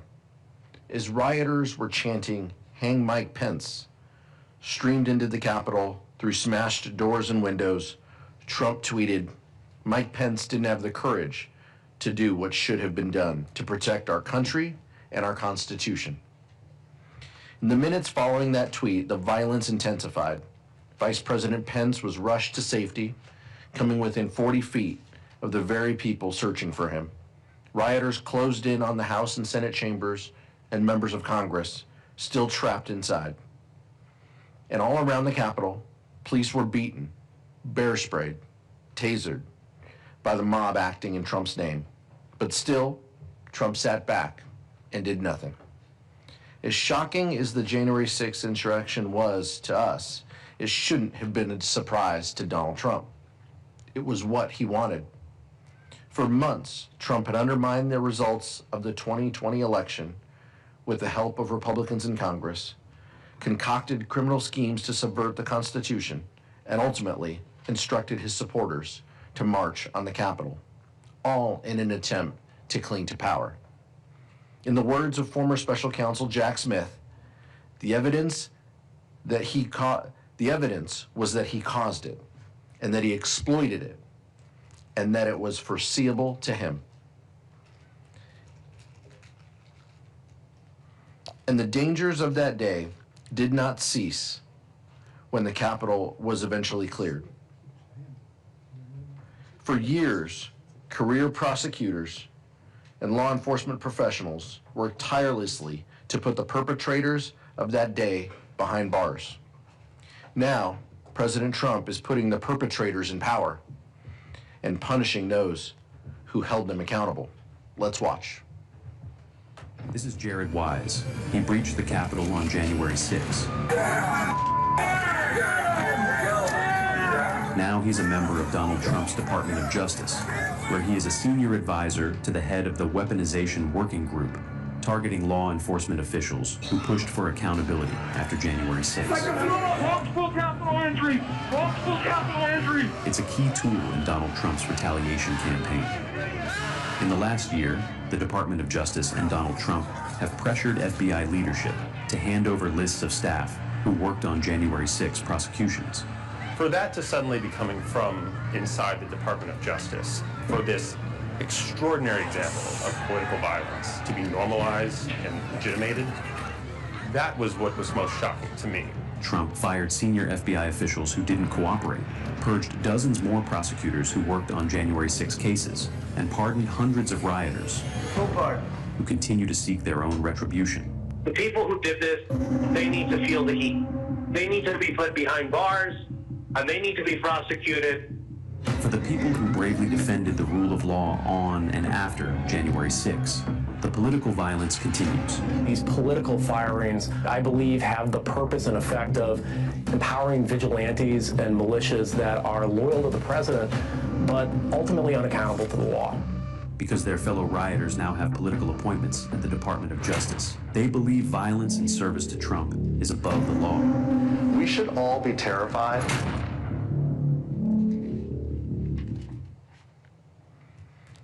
Since January 6th, Donald Trump has only intensified his attacks on America's fundamental democratic institutions. He has weaponized our justice system to reward his allies and punish his enemies. He's pursued policies that prioritize the interests of his wealthy friends over the needs of working people. And he's flouted the system of checks and balances that has been the bedrock of our nation for nearly 250 years. But at a time when it feels our democracy is in peril, Americans of all stripes are coming together to preserve our great experiment. There is an ever-growing coalition of people who are willing to put patriotism above allegiance to any person or party, who share a fundamental commitment to an America by and for the people, where no one is above the law. That's why I'm honored today to introduce three witnesses who have been center to those efforts. Jeff Duncan served in the Georgia House of Representatives from 2013 to 2017, and then as the state's lieutenant governor from 2019 to 2023. As lieutenant governor, Mr. Duncan was instrumental in resisting Trump's pressure campaign to overturn the results of the 2020 election in Georgia. He rebuffed Trump's bogus calls to find 11,780 votes and refused to convene the special legislative session to facilitate Trump's illegal fake elector scheme. Because of his continued refusal to bend the knee to Donald Trump, he was expelled from the Georgia Republican Party. We're also joined by Illinois Attorney General Kwame Raoul. A Chicago native, Attorney General Raoul served in the Illinois State Senate for 14 years before becoming state's Attorney General in 2019. Mr. Raoul has repeatedly and successfully taken the Trump administration to court to combat its unlawful actions, including its efforts to deploy the National Guard in Chicago. Our third and final witness is Skye Perryman. Ms. Perryman is the president and CEO of Democracy Forward, a nonpartisan legal organization dedicated to defending our democracy. Under her leadership, Democracy Forward has led hundreds of legal challenges designed to expand reproductive rights, combat corruption, protect workers, and safeguard Americans' civil liberties. Welcome to our witnesses. Lastly, I'd like to take a moment to note that January 6th isn't the only anniversary of political violence we remember this week.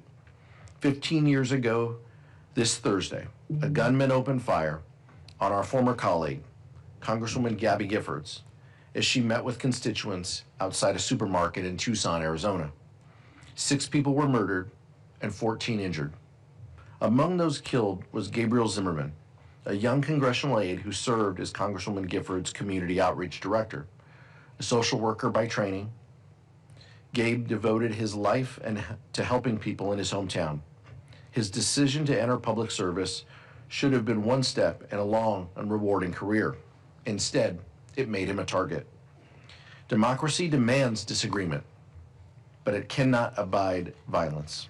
Civil debate and disobedience are the American way, the only way. Death and destruction have no place in our politics. Today, as we sit here in the Gabe Zimmerman Memorial Room of the United States Capitol, we remember Gabe's service and sacrifice on behalf of this country, and we commit to honoring him the best way we know how, continuing our work to stem the rising tide of political violence in America. Our democracy depends on it. Thank you, and I yield back to Chairman Thompson. Thank you so much, Mr. Aguilar. I'll now recognize our witnesses, each for 5 minutes, to provide summaries of their testimony. Their full written remarks will be submitted for the record.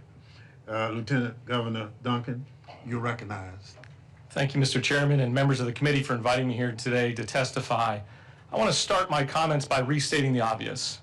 Donald Trump's attempt to overturn the 2020 election was not about validating an election, but instead was a series of organized and unlawful acts meant to upend the democratic process through any means necessary.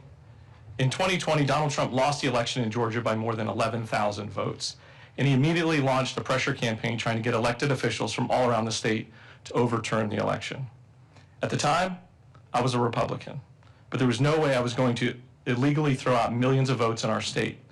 So within hours of the polls closing and Donald Trump started spreading lies, I stood up to him. And make no mistake about it, it's instantly put a target on my back. Our families had fully armed State Patrol officers positioned outside our house because our family received death threats virtually every time Donald Trump went to Twitter and lied about me. We were harassed by MAGA disciples almost everywhere we went out in public. Our kids got picked on in school. The list goes on and on and on, all because I was telling the truth. I'm often asked, why'd you do it, Jeff? Why did you stand up against a sitting president? Why did you take on an entire political party? It's in that moment I was reminded of our family motto: doing the right thing will never be the wrong thing.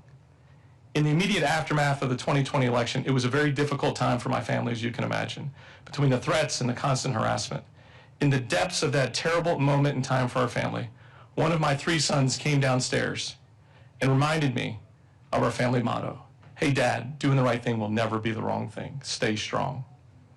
That gave me the courage to stand up and to keep moving. Doing the right thing is why I endorsed Vice President Kamala Harris and spoke at the DNC on her behalf. It's why I campaigned for her in the 2024 election in battleground states all across the country.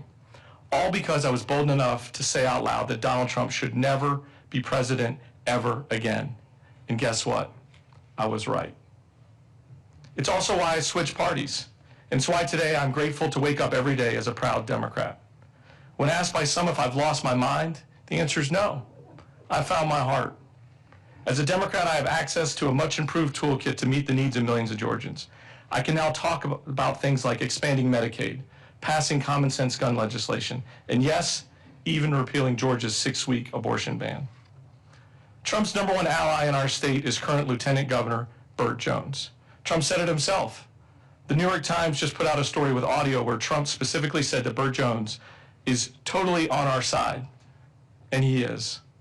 Burt Jones was a fake elector and tried to call for a special session to try to steal the election on behalf of Donald Trump.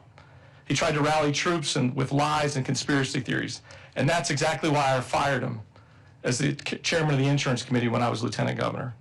When he was sitting in my office and asked why, I said, if you're willing to lie about an election, how can Georgians trust you to chair a committee as important as this? It's this willingness to put Trump above all else that is the fundamental difference, not only between myself and Burt Jones, but also between the Trump's Republican Party and the rest of us who believe in service to others above self-interest. Trump is a man-made disaster, and hard-working Americans are paying dearly for it. Georgia, like all states, is in the midst of a crisis like we've never seen before, and we need somebody who has the courage to stand up, not just to only stand up to Donald Trump, but to stand up in this moment for them, their families, and their communities. I've decided to take that challenge, and I'm encouraging millions of Georgians to join me on that journey.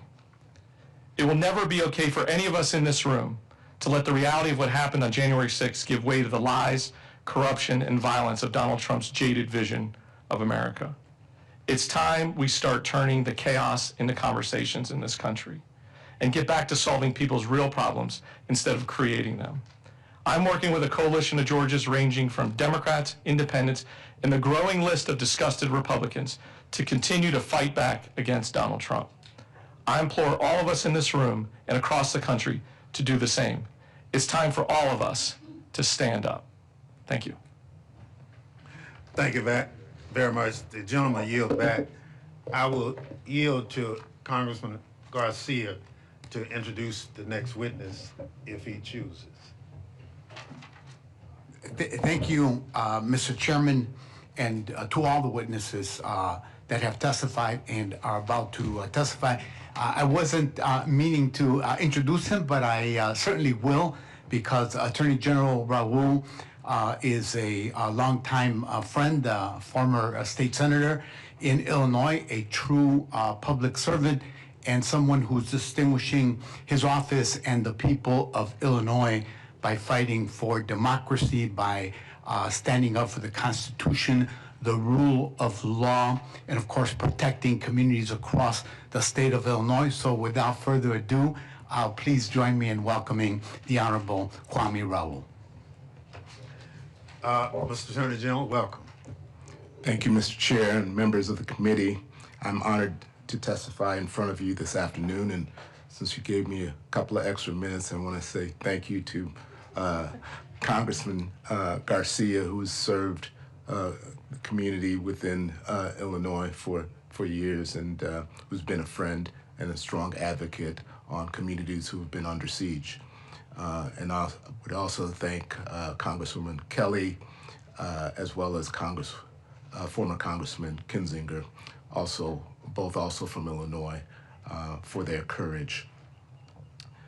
Today, I want to address the work that I and several of my state attorney general colleagues are doing to protect the rule of law. The rule of law isn't an abstract concept. It's the principle that laws are applied in consistent and predictable manner. The rule of law ensures that the Constitution's bedrock principles of separation of powers, state sovereignty, democratic accountability, due process, and equal protection under the law can be relied upon. To protect the rule of law in 2025, I collaborated with other state attorneys general to file 48 lawsuits and more than 100 amicus briefs. Those lawsuits have successfully addressed dozens of issues, including education and the environment, privacy and public health, birthright citizenship and tariffs, and state sovereignty and public safety. One particularly critical example of executive overreach and the need to protect the rule of law has been the president's efforts to federalize and deploy the Illinois and Texas National Guards into Illinois over our state's strong objection. Let me be clear, the American people, regardless of where they reside, should not live under the threat of occupation by the United States military, particularly for the reason that their city or state leadership has fallen out of the president's favor. With regard to deploying the National Guard, a president cannot go beyond the authority granted by Congress, consistent with the Militia Clause of the United States Constitution. In addition, the Posse Comitatus Act prohibits members of the military from engaging in civilian law enforcement activities.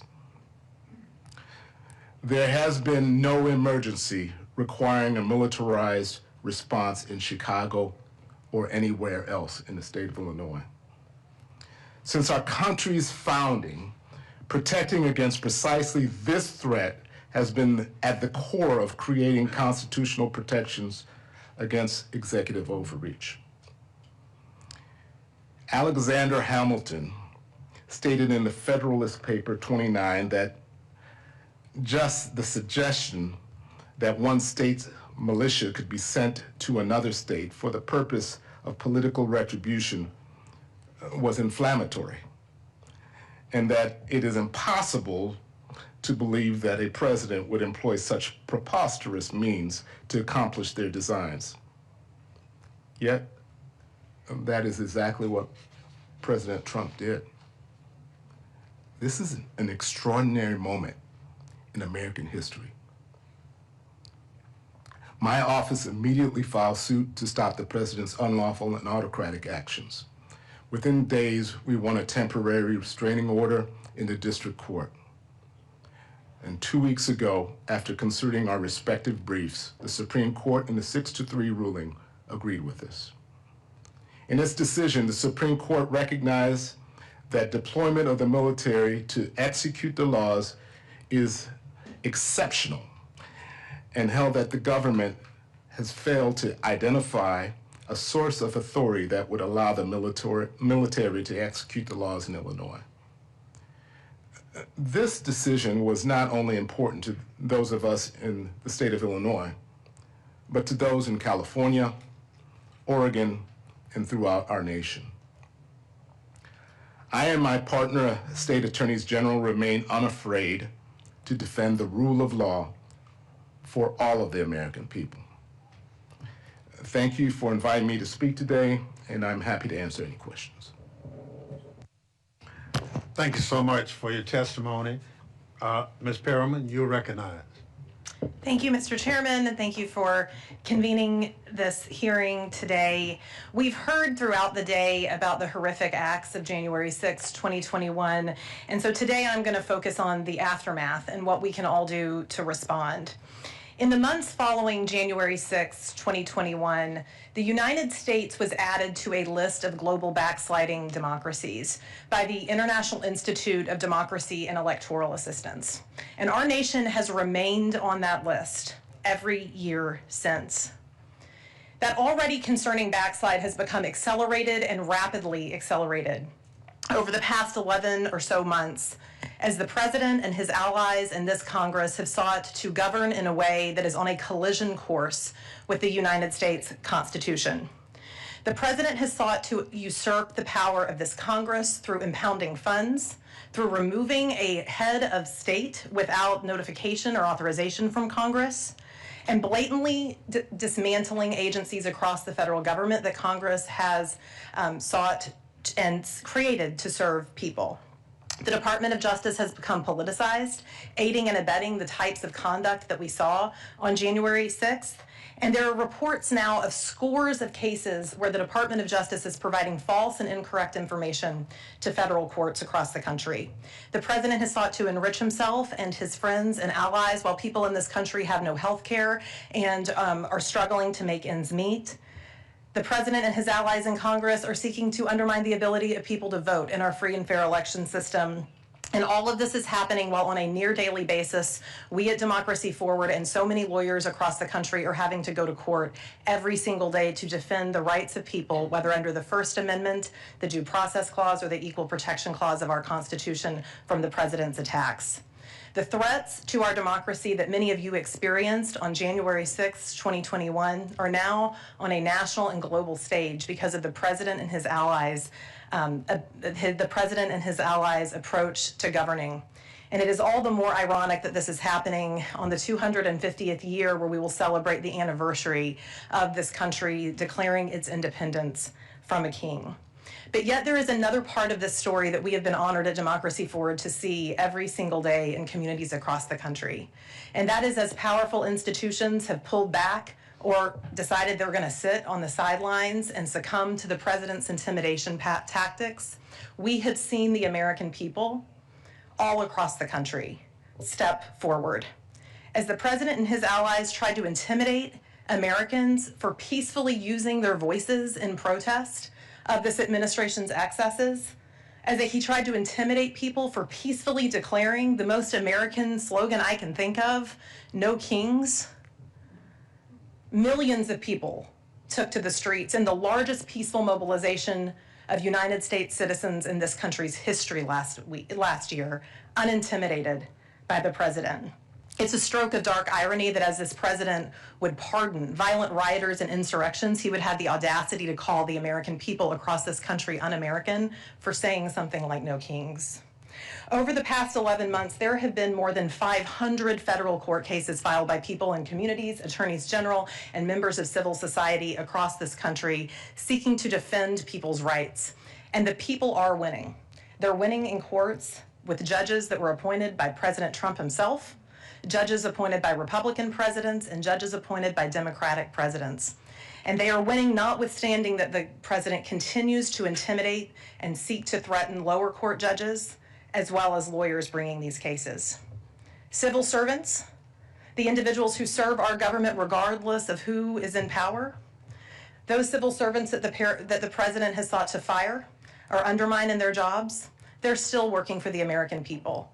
At Democracy Forward, a number of civil servants are former civil servants who have been fired by the president or putting their expertise to work to be able to plan for a government that someday will listen to and deliver for the people, unlike this administration, through our Democracy Works 250 program.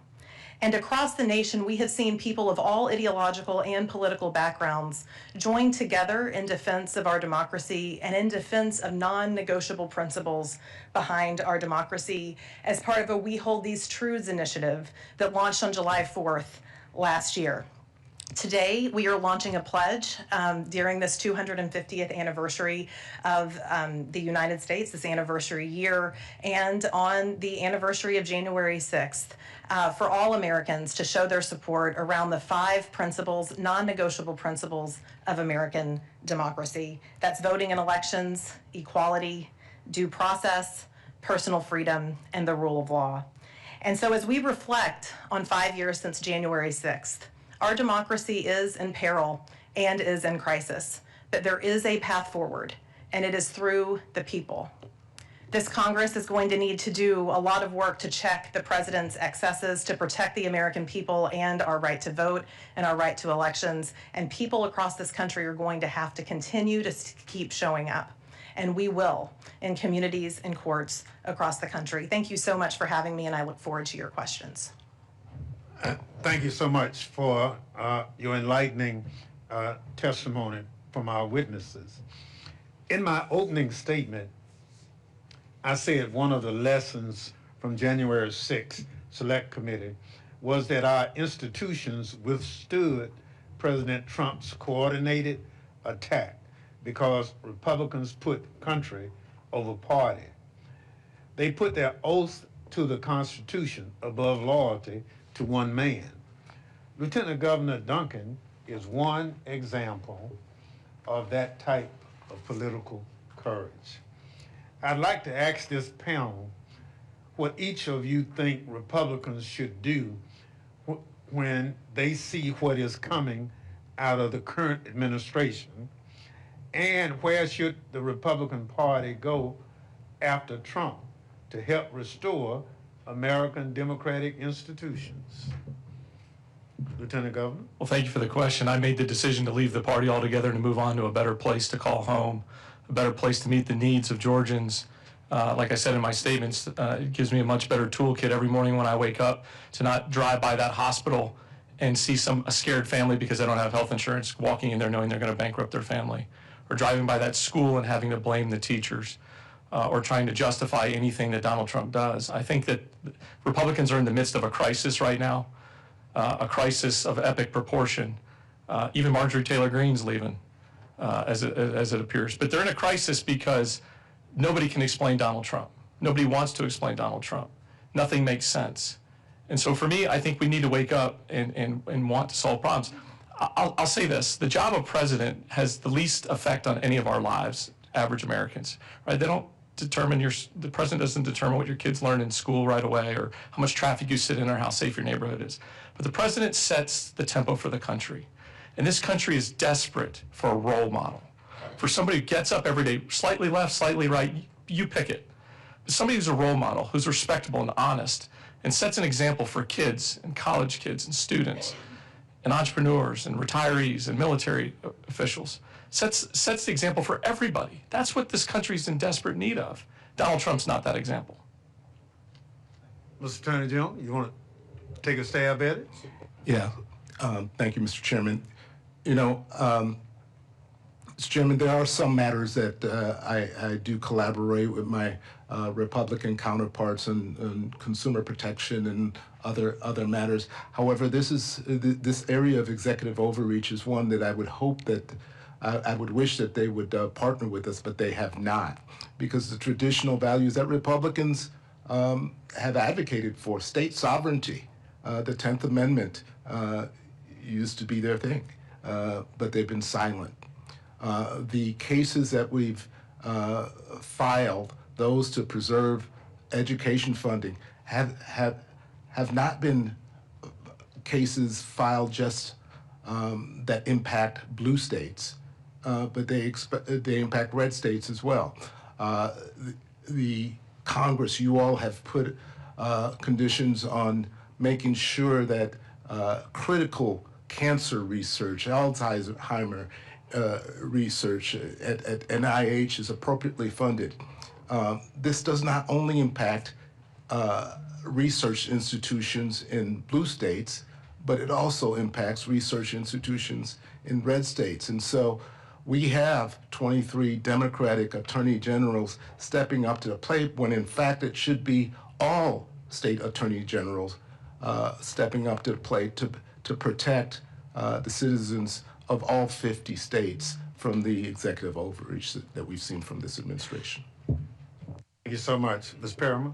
I think the president and his allies in this Congress and the Republican Party need to understand that people are watching and that history is watching. And the Republican members of this body, as well as any member of this body, has to understand in this moment that this is a moment where history will look back to see. Is the Republican Party going to sit idly by while this democracy completely backslides into an autocracy?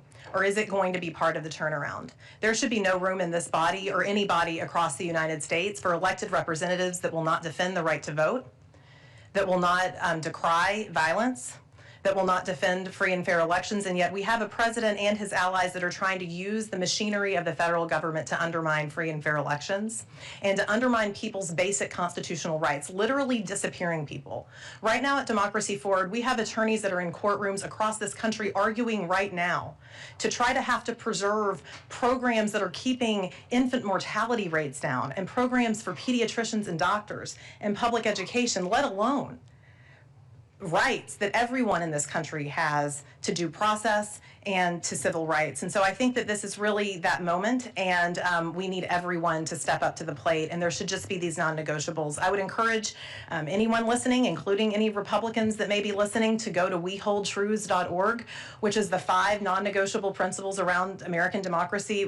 Ranking Member Raskin has already signed on to the pledge, and really do some soul searching and determined to be part of the solution, as opposed to continuing to aid and abet an administration that is on a collision course with the U.S. Constitution and that is operating harmfully to the American people.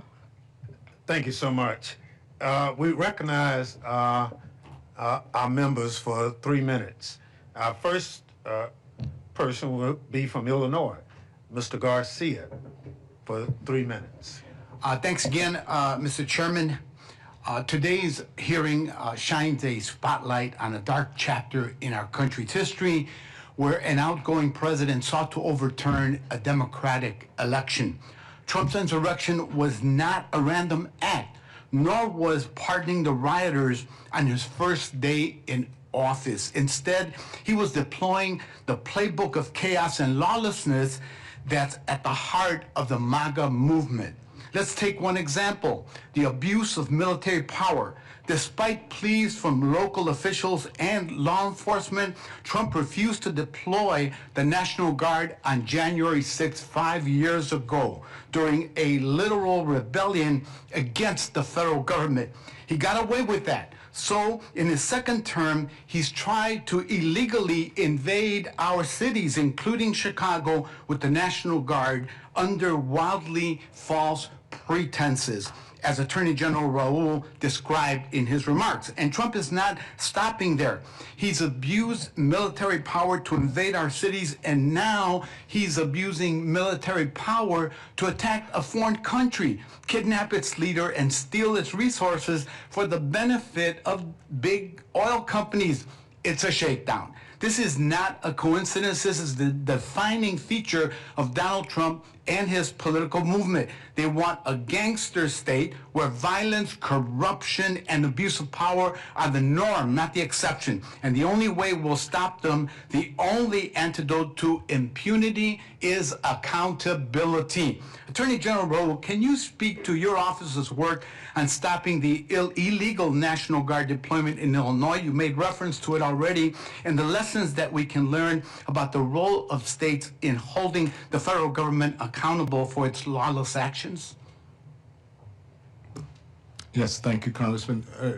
In doing so, I want to thank you all, Congress, for filing an amicus brief in the case where you all spoke to the extremity of what the federal government was asking for. What the federal government was asking for, and essentially in that case, was to ignore Congress and Congress's power given through the militia clauses, to ignore the courts. They basically argued that the president has discretion. It's not reviewable by even the courts to deploy the military onto the streets of American cities. I can't overstate how extreme that position, how frightening that position and that argument is. And that's why we took to action, and unfortunately, the Supreme Court denied their motion to stay. And what should Congress take away from that? that you should continue to assert your power as Congress. One consistent theme throughout the 48 cases that I mentioned is the administration ignoring what we learned in Schoolhouse Rock, that we have separations of powers and that Congress has been given the authority to appropriate, and Congress has been given the authority to set guidelines for the executive branch to carry out. Thank you. Appreciate your indulgence, Mr. Chairman. Yield back. Thank you very much. Chair recognizes the gentleman from Maryland, Mr. Raskin. Thank you kindly, Mr. Chairman. Thank you to all the witnesses. Lieutenant Governor Duncan, you were one of the people being told by Donald Trump, just find me 11,780 votes. That's all I need, right? And he thought it was just a matter of party loyalty. It would be obvious because at that point you were Republican, right? But you didn't think it was a question of party loyalty. You thought it was just a question of where were the votes? Counting the actual votes of the people, right? You were one of numerous election officials around the country who refused to buckle under when Trump did that. That wasn't Donald Trump trying to stop election fraud. That was Donald Trump trying to commit election fraud. I wonder if you would give us a little more insight into what your thought process was, and also, what do you think would have happened had you given in and other election officials given in at that point? Thank you for the question. I think that's the important part to hang on is how, I don't think most Americans recognize or realize how close we were to breaking the back of democracy. I mean, if just a handful of us that had early on were very out front with this saying, look, there's no election fraud, and then all of a sudden we would have checked the brakes at some point and walked up to a microphone and said, you know what, I now do have concerns. The momentum would have shifted and we would have seen chaos. The moves made by Donald Trump and those around him, kind of his MAGA disciples and his administration, were very granular, researched moves, right? They understood the mechanics of what a special session could do, but also they didn't understand the legalities or the constitutionality of why we would have a special session. We would do that to take care of the needs of Georgians, not to investigate some sort of conspiracy theory. I think it's most often when, even to this day, more than 5 years removed, a lot of Republicans walk up to me and they put their arm around me and they look both ways to make sure there's no microphones or cameras, and they'll say, hey, I appreciate you standing up for the right thing. I wish one day I could do it too. And I have two choices. I can either get mad and scream and holler at them and lose my mind in the moment, or I can play the long game and hope they wake up. And I think Republicans as a mass are starting to wake up one by one by one and creating this new way forward. So when all that failed, then Trump went to Mike Pence, to his own vice president, and he tried to get him to exercise imaginary powers to nullify electoral college votes on the floor of the House, including Georgia's. At that point, he basically just said, discredit these results and we've got you a slate of counterfeit electors. Use those instead. Do people in Georgia understand that this was not only violence, but this was a massive assault on voting rights? It was an attempt to steal the voice of the people of Georgia in the election. I think some do, but not all. It's unfortunate. That's part of the frustrating process that all of these pardons have come out. The gentleman I spoke about, Burt Jones, who is his chief cheerleader and is now the current lieutenant governor, was just recently pardoned. He was the ringleader of the fake electors group and this effort to create a special session. It was a very granular effort, as I mentioned earlier, and it's unfortunate. And in America, Americans are paying the price. As I said in my testimony, Americans day by day, if you're waking up and can't afford your groceries, that's a problem. Yeah. Final question for the other two witnesses.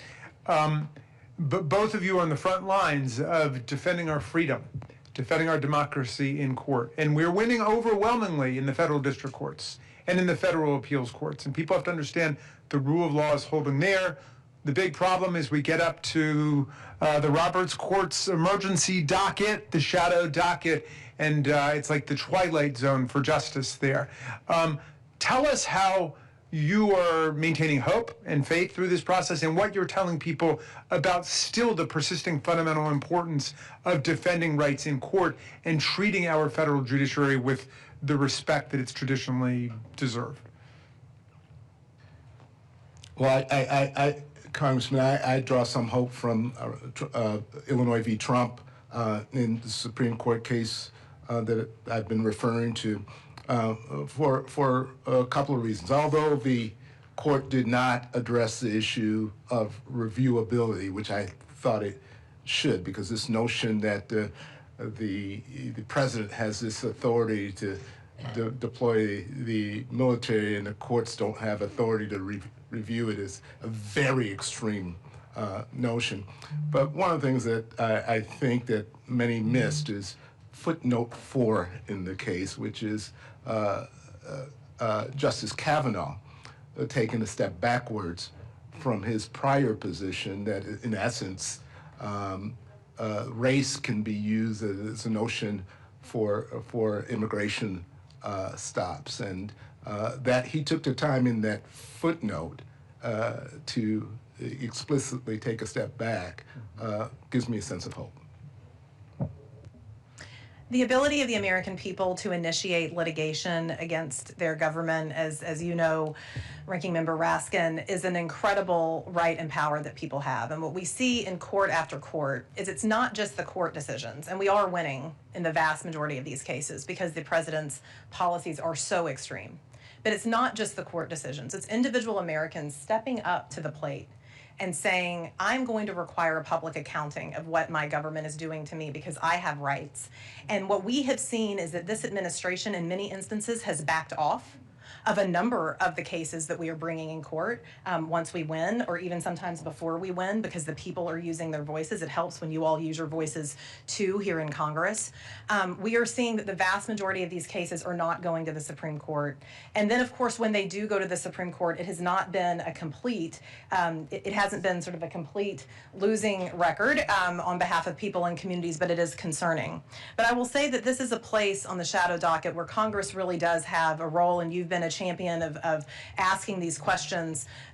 Congress has a role and can have a role in the future in asking questions and in checking the way the Supreme Court is managing its dockets. It is not American, it is not consistent with the way the judicial process is supposed to work to have a Supreme Court that is issuing orders unexplained to the American people, overriding explained decisions from judges. And by the way, judges that all presidents have appointed, Democratic presidents, Republican presidents, and President Trump himself.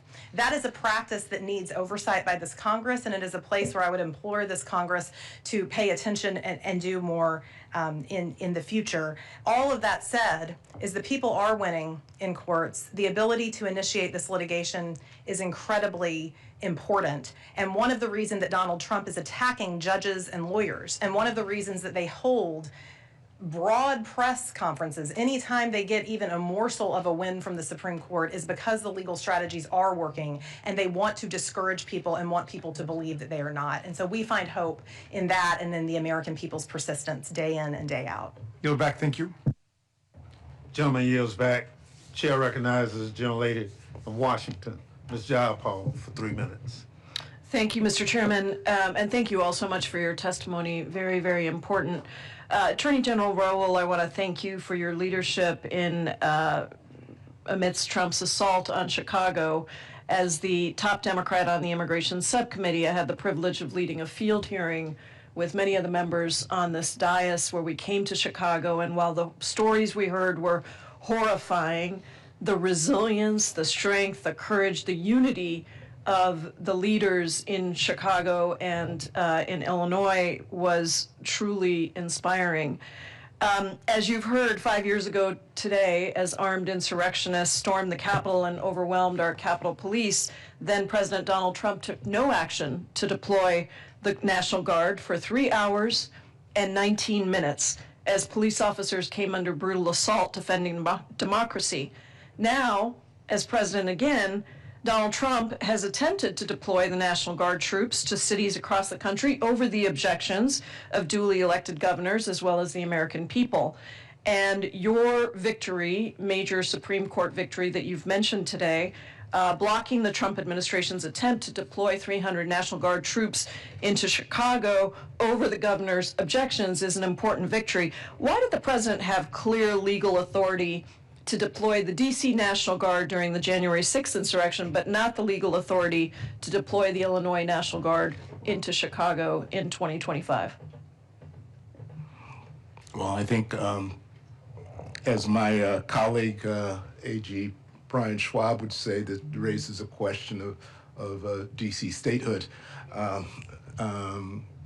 We stand different from the District of Columbia in terms of our sovereignty as a state, and what I referenced to earlier, that the notion in our case is not only the federalization and deployment, federalization and deployment of the Illinois National Guard, it was the deployment of the Texas National Guard that the Texas governor had yielded into our state, and as I mentioned, Alexander Hamilton, who was a strong advocate for strong federal government, said it'd be ridiculous that this would ever happen, that the militia of one state, the National Guard of one state, would be sent into another.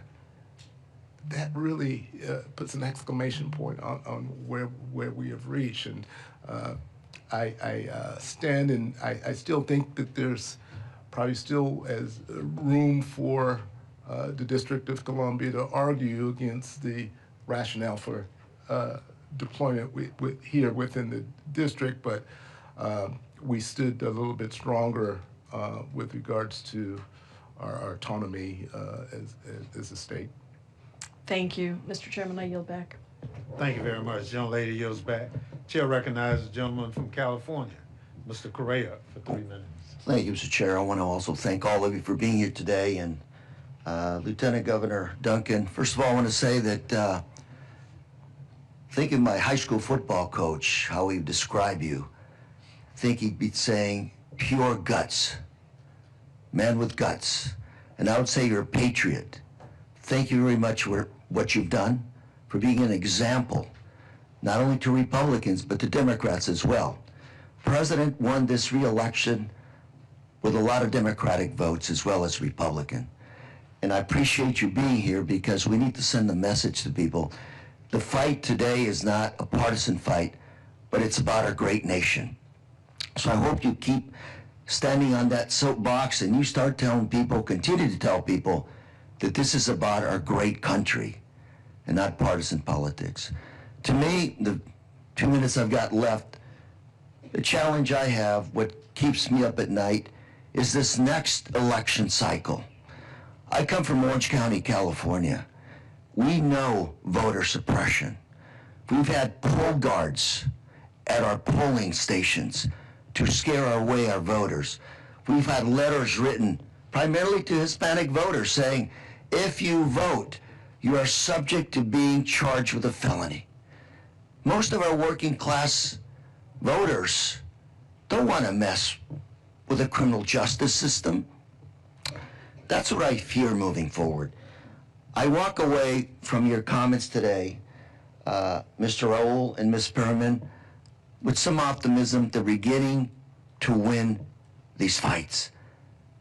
I want you to continue to tell people, get on your microphone and tell people that we are winning, because out there, people are hurting, they're concerned. We're gonna fight, but we need to make sure that troops know that we have more than a winning chance this next election cycle. So I ask you, do what you can to let people know that we're winning these court cases, that we in this country are still a democracy, and that we have separation of power. Ms. Perriman, what are we going to do to help us there? Well, we obviously need the president's allies in Congress. We need some of your Republican colleagues to show that Congress has power by using congressional power. And we know that that's a lot of what people want. But what we have seen across the country is that the American people are stepping up. As powerful institutions are confused or are stepping back or capitulating, people in communities are on the front lines every day. It is hard for people. We've had to go to federal court in order to defend SNAP benefits because the president sought to deprive 42 million people of food in the last government shutdown and lied about it. And so we're doing that work every single day for people in communities, but we are seeing that people will step up, and you have my commitment that we'll continue to show up and voice that message. Thank you very much. Mr. Chair, I yield. Gentleman yields back. Chair recognizes the gentlelady from Pennsylvania for 3 minutes, Ms. Scanlon. Thank you, sir. Mr. Duncan, you know, like Georgia, Pennsylvania was targeted by President Trump and Giuliani and Scott Parry and Jim Jordan and their gang to try to overturn our election results using many of the same tactics. I don't think we had to deal with the find more votes part, but certainly we had to deal with a lot of lies and disinformation about the election results in Pennsylvania, as well as a campaign to deliver fake electors. And I agree with you, we'd be in a much different place if folks like yourself, Republicans at the time, had not stood up. I mean, we had Al Schmidt was the Republican election commissioner in Pennsylvania who endured death threats and pressure because he wouldn't undermine the vote totals there. We had, as we had testimony from Jack Smith just a couple weeks ago, the pressure campaign on folks who'd signed up to be Trump electors was intense, and several of them refused to participate because they looked at what was happening and said, this isn't legal. And instead of that giving pause to the president and his allies, they just got rid of those electors and found some substitutes who were willing to do their bidding. Can you talk a little bit about what that is like? And again, I would invite anyone to read Special Counsel Smith's testimony, but just the kind of pressure campaign that was being instituted just against Republican elected officials, not against Democrats, I guess on the assumption that it's a zero-sum game and Democrats wouldn't care about voter fraud. I keep mentioning this term granular because it just sticks in my mind how granular Donald Trump was in that specific election cycle. It was not uncommon for a state senator or a state representative to be directly called by Donald Trump with some sort of planting a seed of misinformation or doubt. Who knows what else was going on those calls, what guarantees were being made, what promises were being made. But it was a doubt game. And it really felt and continues to feel like a lot like a Ponzi scheme, right? Donald Trump is running one big Ponzi scheme right now. And it's dangerously close to falling apart, and I think even Republicans are feeling it. But in that moment in time, here's the part that scares me. We didn't know what was coming down the pike during this period. There was a meeting in the Capitol, and I was like, why are all these people meeting at the Capitol? What is this all about? And it ended up being a room full of fake electors, right? Now people understand that they can gain momentum. There's tens of millions of MAGA disciples out there that would fall for it again. And so I think we have to be diligent. And that's why meetings like this, continue to answer the question, why am I doing this? Because the truth is the truth. And if we don't pay attention to the truth, then it's all going to be whitewashed, and it will repeat itself again and again and again. And who knows when and who knows how, but it will repeat itself again. I think you're right, and one of the big tells that we saw when our colleagues would try to push these lies is if they knew better, they would say, well, people are saying. People are asking the question. They were trying to throw in those seeds of doubt, knowing there was absolutely no proof and no basis for it. So thank you for your testimony. I yield back. Gentlelady yields back. Chair recognizes gentlelady from Pennsylvania for 3 minutes, Ms. Dean. Thank you again, Mr. Chairman, and thank you to all of you for testifying, and more importantly, for your service to our country, for your courage, for your humility. What we've done here today, I hope we will continue to do, which is to document exactly what happened in the days leading up to January 6th, because it was not a one-day event, as we well know, and of course in the days that followed. I'll go back to Jamie Raskin's original point. We are still living January the 6th, and that's why it is important that we continue to do this. Maybe one good thing could come of this. Maybe the Speaker of the House, Mike Johnson, might take courage and humility from the example of Ms. Pamela Hemphill and say, I got it wrong. I need to hang that plaque and recognize the police officers, those who supported us that day and every day. That's my hope. I hope we recognize the heroes. I think about my constituents back home in suburban Philadelphia. You know, we're very excited. We have the 250th anniversary of the Declaration of Independence, and Philadelphia is going to be the place to be, so please, everybody come. But my constituents are mighty worried. How the heck do we celebrate this birthday when we are under this threat to the rule of law, to the Constitution, to our order in terms of our government? So I hear in all of you optimism. Can I ask you each, can you each give me more reason for optimism that I can take home to my constituents to say, here's why you can be optimistic? Because we're here now, and our constituents, our kids, our grandkids are going to say, where were you in this crisis moment for our government? Tell us some of your inspiration and hope for the future. My constituents are hungry for ethical government based on the rule of law. You know, I wake up every day believing truly that our best days are in front of us. And I hope every American can wake up with that mindset that that our best days are in front of us. But there's a lot of Americans that can't right now. Yeah. There's a lot of Americans that can't afford groceries, can't afford rent, can't afford child care. Those are the issues that we need to focus in on.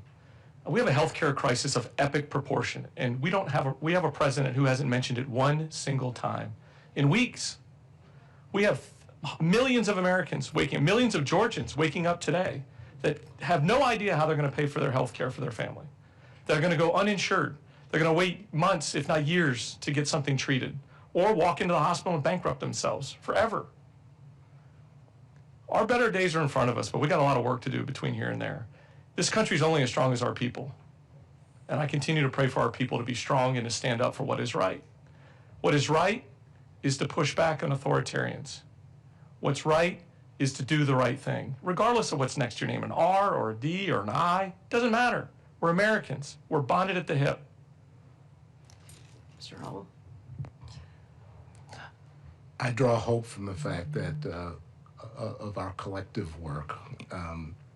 I sit before you as the Attorney General of the state of Illinois, but on every week I am in communication with attorneys general from 22 other states, and we also with certain governors, like my former colleague from Pennsylvania, right. Josh Shapiro, who served as Attorney General.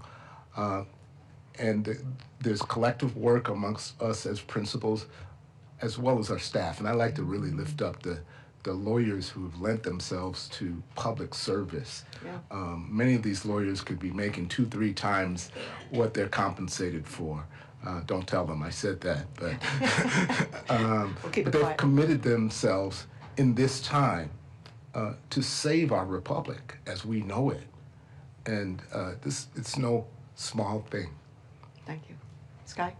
I have a lot of hope in the fights that we've been part of collectively in this nation in the past and what we can do in the future. You talked about Philadelphia. I'm going to be taking my 10-year-old son to Philadelphia this year, but we spent New Year's in Williamsburg because we're visiting all of the sites. And what impressed us as a family when we were there was how much people have done in the past with less than we have now. We have defeated a king. This country also defeated the institution of slavery, of not just in this country, but of millennia of ordering society where some are on a pedestal and others are dehumanized. This country overcame that too, and it was all because of the people.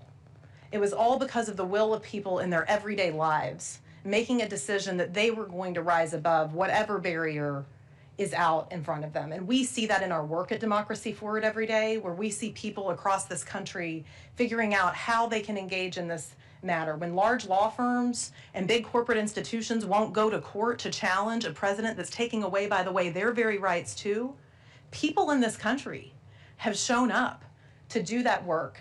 So I get a lot of inspiration and hope from that, and we're seeing that it is something that really transcends people's backgrounds and ideologies. And I think there's this moment in this crisis to create a catalyst for real change. But all of us are going to have to do our part. Every single person, not just the lawyers, not just members of Congress, not just the people running for office, everyone.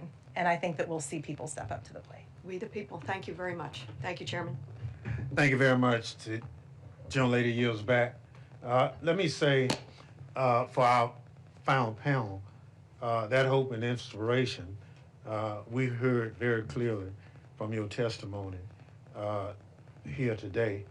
I thank you for that testimony. I'd like to thank everyone else who participated. Ms. Hamilton, you're a rock star. I promise you, your participation here gives us that hope that these witnesses have said today. Your testimony is essential to setting the record straight for the Capitol insurrection of January 6, 2021. Because even the White House official website has turned into propaganda, we have to keep fighting against lies, and it's a tall order for all of us to push back. As we close today, let us be clear about a few things. First, the violent siege of the United States Capitol would not have happened if Donald Trump was not a lawless bully who summoned a mob to promote the big lie that he won the 2020 presidential election. January 6, 2021 would have just been as quiet as January 6, 2025 if Donald Trump had honored his oath to the Constitution or even had just an ounce of dignity. Second, Donald Trump's lying and lawlessness continues till this very day, and our democracy is in peril because of it. After his plot to overturn the 2020 election failed because of civil servants with integrity stood up to him, Trump learned that he needed to install blind loyalists to important government positions. And we are all at risk because he has elevated the worst people and created the most incompetent administration in living memory. Third, Donald Trump and those who have enabled him know what they have done is wrong, and their guilty consciences will lead them to bully the folk who have held them to account for their crimes. But today's forum has offered many ways forward, many paths out of the abyss Donald Trump wants to drag us into. I hope you walk out of here with renewed energy for the fight ahead. We have to keep up the struggle because, as Benjamin Franklin said, we only have a republic if we can keep it.